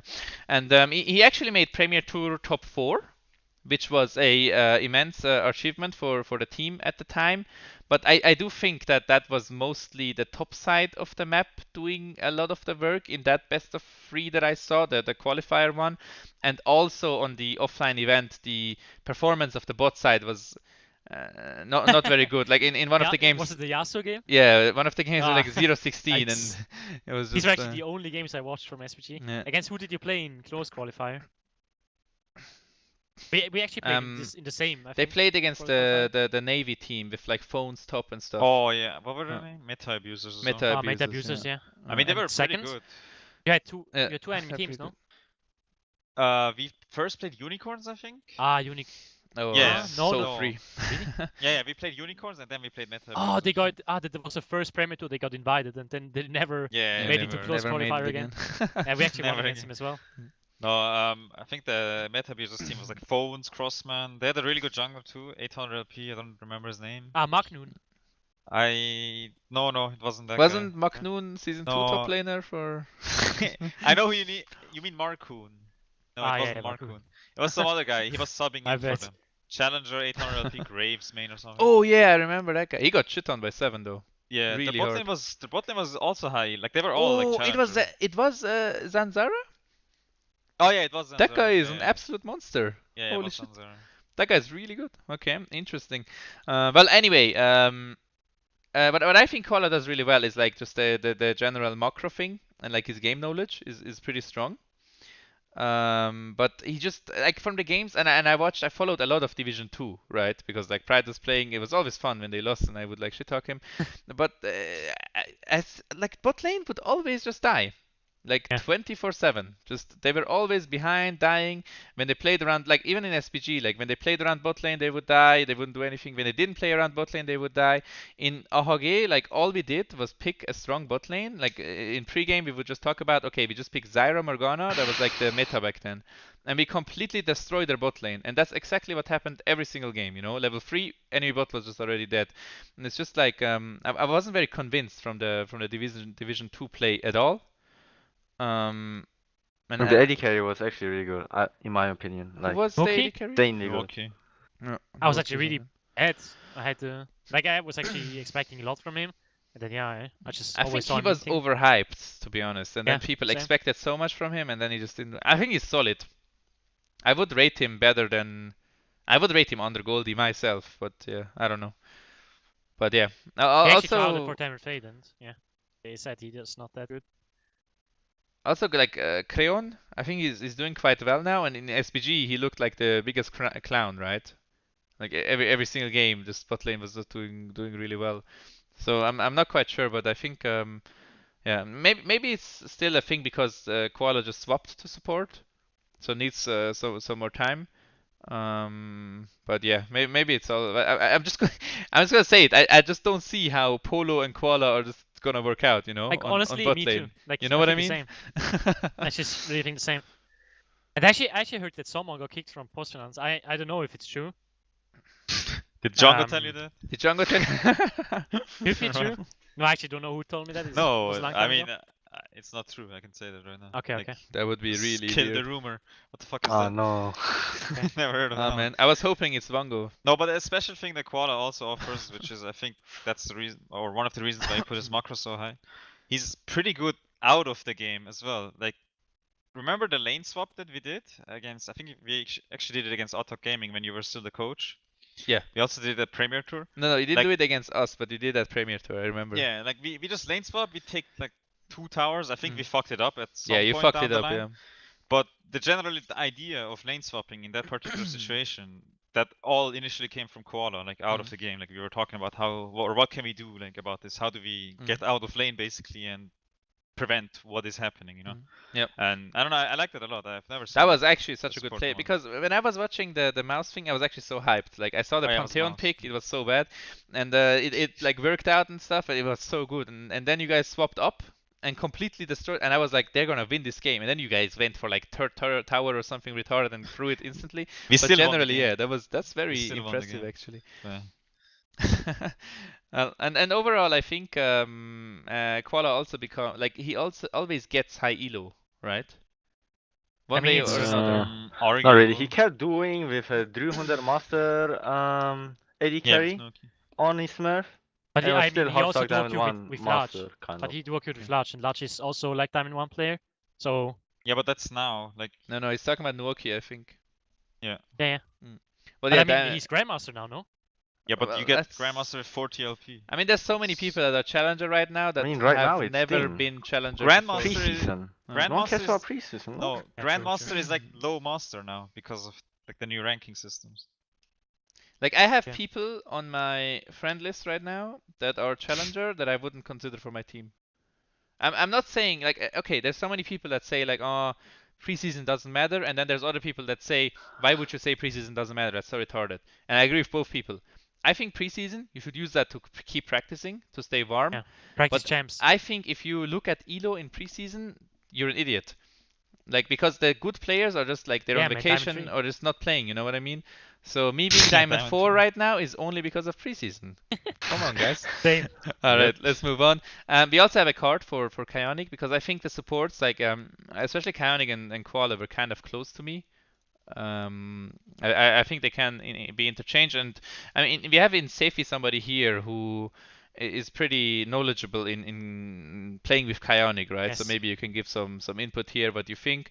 I mean you also gave the input about his comms being bad, I believe, right? Yeah, he like never talks, like not a word, like maybe 3 words, and then he just randomly dies on the map, and he doesn't say anything. It's just it's his biggest problem. Like I don't know, he just dies everywhere, just like randomly. Like it's so annoying. Always get caught. But I think his engaging is pretty good. Like for example with a Khan crash, but he Yep. just randomly dies on the map, just so random. I don't know. I think his champ pool is pretty wide as well, no? I mean, he can play like the Eagle style with like Janna and whatever, but he can also play like these engaged champions like Rakan or like catch champs like Fresh. I've seen him play a lot of different stuff, Braum and stuff like that as well.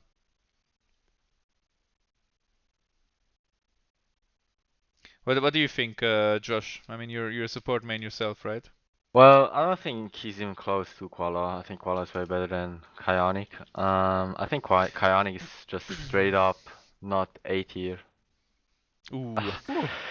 It's just every time you play with this guy, you don't have to do anything. Just hands off keyboard, hand off mouse. He's gonna do a mistake in the lane, and you're just gonna kill him out of it. So he does some things well. Like he plays in a way which, if the enemy is worse than him, he's definitely gonna shit on him. If he plays a support champ, Eagle champ, he's gonna do fine in the lane. But if he's gonna play Alistar versus a guy which has kind of the experience versus Alistar, it's just gonna get fucked. So I think Koala is better than him. Yeah. Okay, so definitely again, you know, I think AD carry and support are the two that are most controversial. So don't get like offended or anything if you put lower or higher than you think you should be. Because these are just really hard and very subjective by us. Let's go back to the list and let's take a look of the other supports that are still here. Tirizio, a very interesting one, especially because we have Sokrat here played with him, and also me that I played with him. Yeah, me too. And you played with him as well, Sefi? Okay, Yeah, so we have 3 ISF. people. Oh, everyone forgets that. In ISF? Oh, Yeah, it's qualifiers. qualifiers, yeah. Oh, okay. Yeah. I was still coaching back then, so I wasn't really like active in the Swiss Okay. scene. And I think Tirizio is this guy. When I looked at his profile and I listened to his communication when we were playing against weaker teams, I was like, hell yes, this is gonna be my support, right? We're gonna do this. And then when we played against a stronger team, Against us? it was just yeah, against you, it was just not good, you know. It was just Yeah. my God, what is he doing? You know, like his comms are still very professional. His comms are still good, and his comms are still positive. But the stuff that he did in game in those games, I was like, bro, we need to work on a lot of things, you know, if we're gonna continue playing together. And it was just really confusing to me because also in solo queue, I think he's Diamond 1. No. He's like Diamond 2, Diamond 3. He has like multiple accounts, so he's probably playing around Diamond 1, Diamond 2. Yeah. But yeah, he's shaky. I'm not sure what makes him exactly inconsistent, but inconsistent. But he was very inconsistent when we were playing. He has a lot of late int games, yeah. And just went 0-8 in that game. But yeah, 0-8. What do you think, like Socrot, Safi? Maybe something to add. Can I start? Okay, like I really like when I have an aggressive laning jungle support, like for example Z's. Like it just matches me so well because I wanna play aggressive in laning phase, and like Tirizio is just the opposite of it. He like doesn't do anything in laning phase, doesn't use his spells, but he's pretty good at macro and putting like vision stuff. He's probably the only one of the only supports that actually have a good vision game in Switzerland. But like his mechanics are pretty bad, I gotta say. Yeah, in lane he kind of relies on the AD carry to tell him when to go aggressive. Like that's just something I guess you kind of need to do with him. I feel like you need to find an AD carry that really fits him, that he gets along with really good. and they could be pretty. It could be pretty good. I mean, it works in solo queue, right? I mean, it's consistently very good there. So Yeah, he does get the elo that would put him above the level that he shows in 5v5 play. That's what I yeah, what I I don't think he's necessarily mechanically bad. It's just that if he plays with someone else, he kind of relies on the other person to make the call. Okay. Much, but yeah, his switching game is really strong. It's an interesting situation for sure. Well, let's move on to Hitakuro. I think Hitakuro is a player that needs to really decide, like, is he going to go play support or is he going to play AD carry, right? I think on support when he played Alistar, he seemed okay, but like Alistar was like pre-nerf and stuff. Like everybody can play Alistar, right? I mean, I didn't really see much. Like he was just Alistar. What do you think, I played Sefi? against him in lane, and he's really bad at support. Like I actually think that he like holds back Polo like insanely hard. He was like totally FK. He didn't do anything, and he just inted. Oh, I remember who that was. Yeah, this guy's really bad. He's really bad at He's support. really bad, yeah. Really I mean, I think he might be AD carry main first. I'm not sure. I have to say, I'm not he's sure AD if he's... carry main, yeah. Oh, okay. And Well, he plays off-road top then lane, we I should think. like delete him from here because Yeah. Oh, he never wanted to play. So just because they had to create green and Polo. Oh, okay. So he was just autofilled like on the support. All right, Shefi and Sadnov. I think those two are like the bottom supports that we rarely see on stream. We can't really have a strong opinion on them. I think Sadnov really doesn't play the game at all, is what I figured out. It was supposed to be like our support at the event. And yeah, I mean, if you don't play the game, obviously you're not going to be doing well. So yeah, if you want to commit, of course you need to play more games. Unless you guys have other comments on Sadnov and Shefe. I don't really know them. Lower tier supports, like Diamond 40 LP. Alright, let's move to the other scene. Get the cams only screen going. Have to make Sefi a bit smaller here as well. You're actually a giant on this one. It's really interesting. I cannot see it yet. People on stream are going to be very, very confused about that one. Oh boy. Giant Sefi. What? Alright, there we go. So, guys, if you have any questions, make sure you put them in chat right now. We will go like answer a couple of questions if you have any. If you have any like input about the tier list, make sure you give us that as well. Other than that, make sure you follow this channel. Give me a follow on Twitch. Make sure you follow us on Shutdown Show on YouTube. And follow us on Shutdown on Twitter as well. We will do more of this kind of content. We'll try to attack other stuff as well. You know, do podcasts about other topics. If you have any ideas, let us know what you think is good. Also, definitely give us feedback. Big thanks for all the like layouts, the intro and the outro and stuff that Josh did. Make sure to stick around and see the outro. It's so well made. I think we have an opportunity here as the league scene to create some good content because other people's content about League of Legends is kind of limited. And I always feel like people that are in charge for LANs or whatever, they feel like they have like some personal bias against League of Legends or whatever for some reason. They think the content isn't good or it's not like you can't make good content with it. So let's change that. Let's show them that they're wrong. And yeah, if you have any questions, let us know in chat now. When are you going to update the cards? We will try to update the cards whenever there's like some major event, major change. I was personally thinking that after like the ESL Swiss starts, we could maybe make another talk like this and like try to update the tier list, update the cards, especially when we know like what teams are attending and stuff. You know, you never know exactly which players are coming. For example, for my team. For my team that I'm building, I don't even know like who's going to be the jungler, who's going to be the top laner, and they're not really on this list. So it's. But you have a support for your team? Joshy. Yeah, well, hopefully Joshy. Oops. Blackout. No, I mean, that's I not actually gonna don't happen. know, but. Sefi, are you single? Maybe for Xeni Broom. Who's that? Depends on who asks. Depends on who you are, Xeni Broom.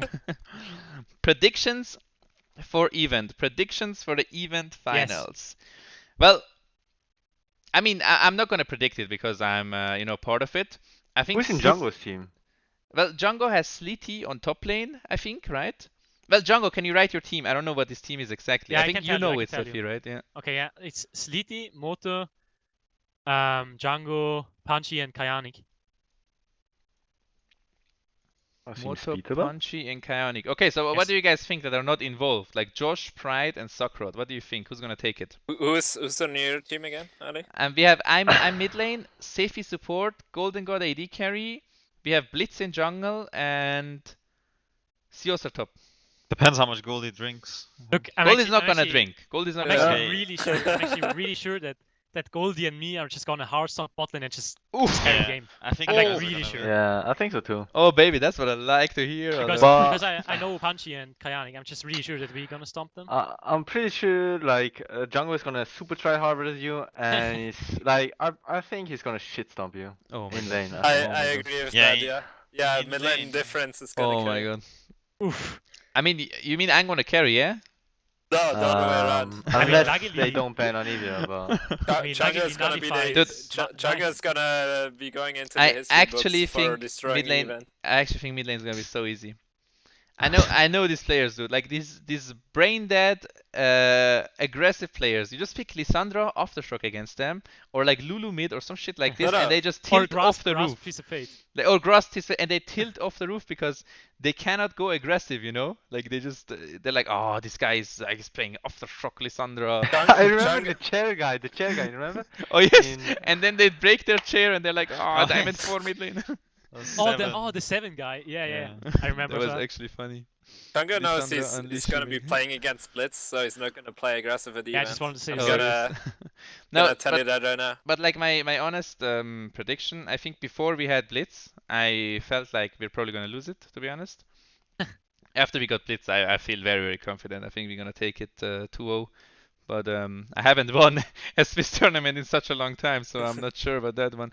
I think if Goldie plays like he has been playing in solo queue, Yeah. he will hardcore carry these games. Like, I it think, won't even I be think close. Goldie and me actually match each other really well because we both want to play really aggressive. And actually, if we don't get camped, I think we're just gonna shit stomp them. And I mean jungle, yeah, I don't really know like how strong the jungler is, but I know Blitz is very strong. So yeah. What about Iranian ones? Iranian what? I didn't quite get it. Tier Anyone? lists. Oh, tier list. That's just not gonna happen. Are there any professional players? No, well, not professional, but they play like Oh. ISF, I think. So that is a thing. Yeah, but they're not very high elo. I mean, in Swiss you could just do a tier list based on toxicity. Maybe that's something. Oh yeah, that would be a uh, good thing. one. Oh, see, oh, you're from Iran as well. That's really interesting. Oh, no. Well, then it's me, What? then Pride, and then it's What? you. What? I think that's Yeah, I fair, think you yeah. should join. Excuse me? You should join Lausanne, bro. Jeez. It's just not gonna be Lausanne. Okay, so that's all the what is it called when you say something you're not supposed to say? What? When you reveal something you were not supposed to reveal. Leak. Spoiler. No, leaking. Yeah, leak, yeah. That's all the leaking we did there. It's unfortunately it's not going to be Lausanne. But we are going to join a Swiss organization that is very well known, but that has not been very active in League of Legends so far. SPG. Oof, Solid Gaming. SPG. It's SPG Gaming. Yeah. Him No, and I well, actually got the made up. money. If I actually there got the are, money. it seems like there are no more questions in chat here. Also, I think somebody hosted me earlier. I didn't really see who it was, but I got a couple of viewers from the host. Thank you for that one. And yeah, thank you guys for sticking around for this stream. This was the Swiss LoL talk. Oh yeah, by the way, wait, yeah. sorry. Can we talk about Sakhod's how's it called? Bookshelf? yeah, how bookshelf, the yeah, fuck bookshelf. does it What? work? Like what? Why is it like that? Who designed it? It's supposed to be like that. It's from IKEA, but as you can see, there's not lots of stuff in it because it's not very practical. Yeah, it's gonna drop. Oh no, it is like that. It's been like that for like Forever. 7 years, forever. I bought it like that. Isn't there like a tower that Yeah. is also like this? Like in Yeah. Pisa? That's really interesting. I didn't actually see it ever. I think chat was memeing about it and I was like, what the hell are they talking about? And it's rather interesting indeed. I mean, you guys are coming to St. Gallen, right? You can look at it in person. Yeah, if you take a guys look want at to. it. Atlas? No, we're not playing Atlas. That game's shit. Okay, guys, thanks for sticking around. Make sure you follow this channel. Make sure you follow Shutdown CH on Twitter, and make sure you follow Shutdown Show on YouTube. Definitely, there will be more content coming, more funny stuff. We already have some content. There will be an outro played now, which was made by Joshy. We have some high-quality stuff coming here for League of Legends. Let's support each other when it comes to League, because we don't have much content here in Switzerland. And yeah, I hope you guys enjoyed the stream. We will upload this on YouTube as well, and we will upload all of the stuff that was generated, the cards and the tier list, etc. And yeah, thanks for the specialists for joining us. Thanks Sakrot and Thanks for having me. Sefi. And yeah, we'll see you guys around. Thanks for watching. We'll be in chat for more minutes if you have anything to say. And have a good new year.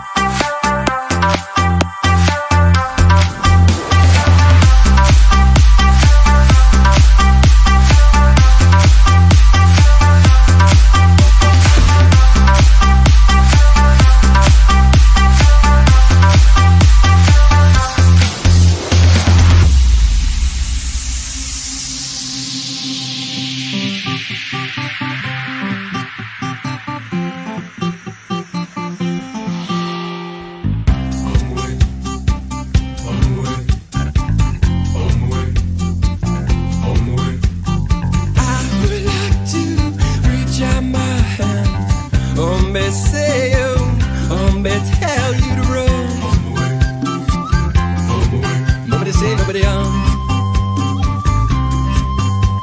Well, pick me up with golden hand. Hombre, say you, hombre, tell you to run. Nobody say, nobody else.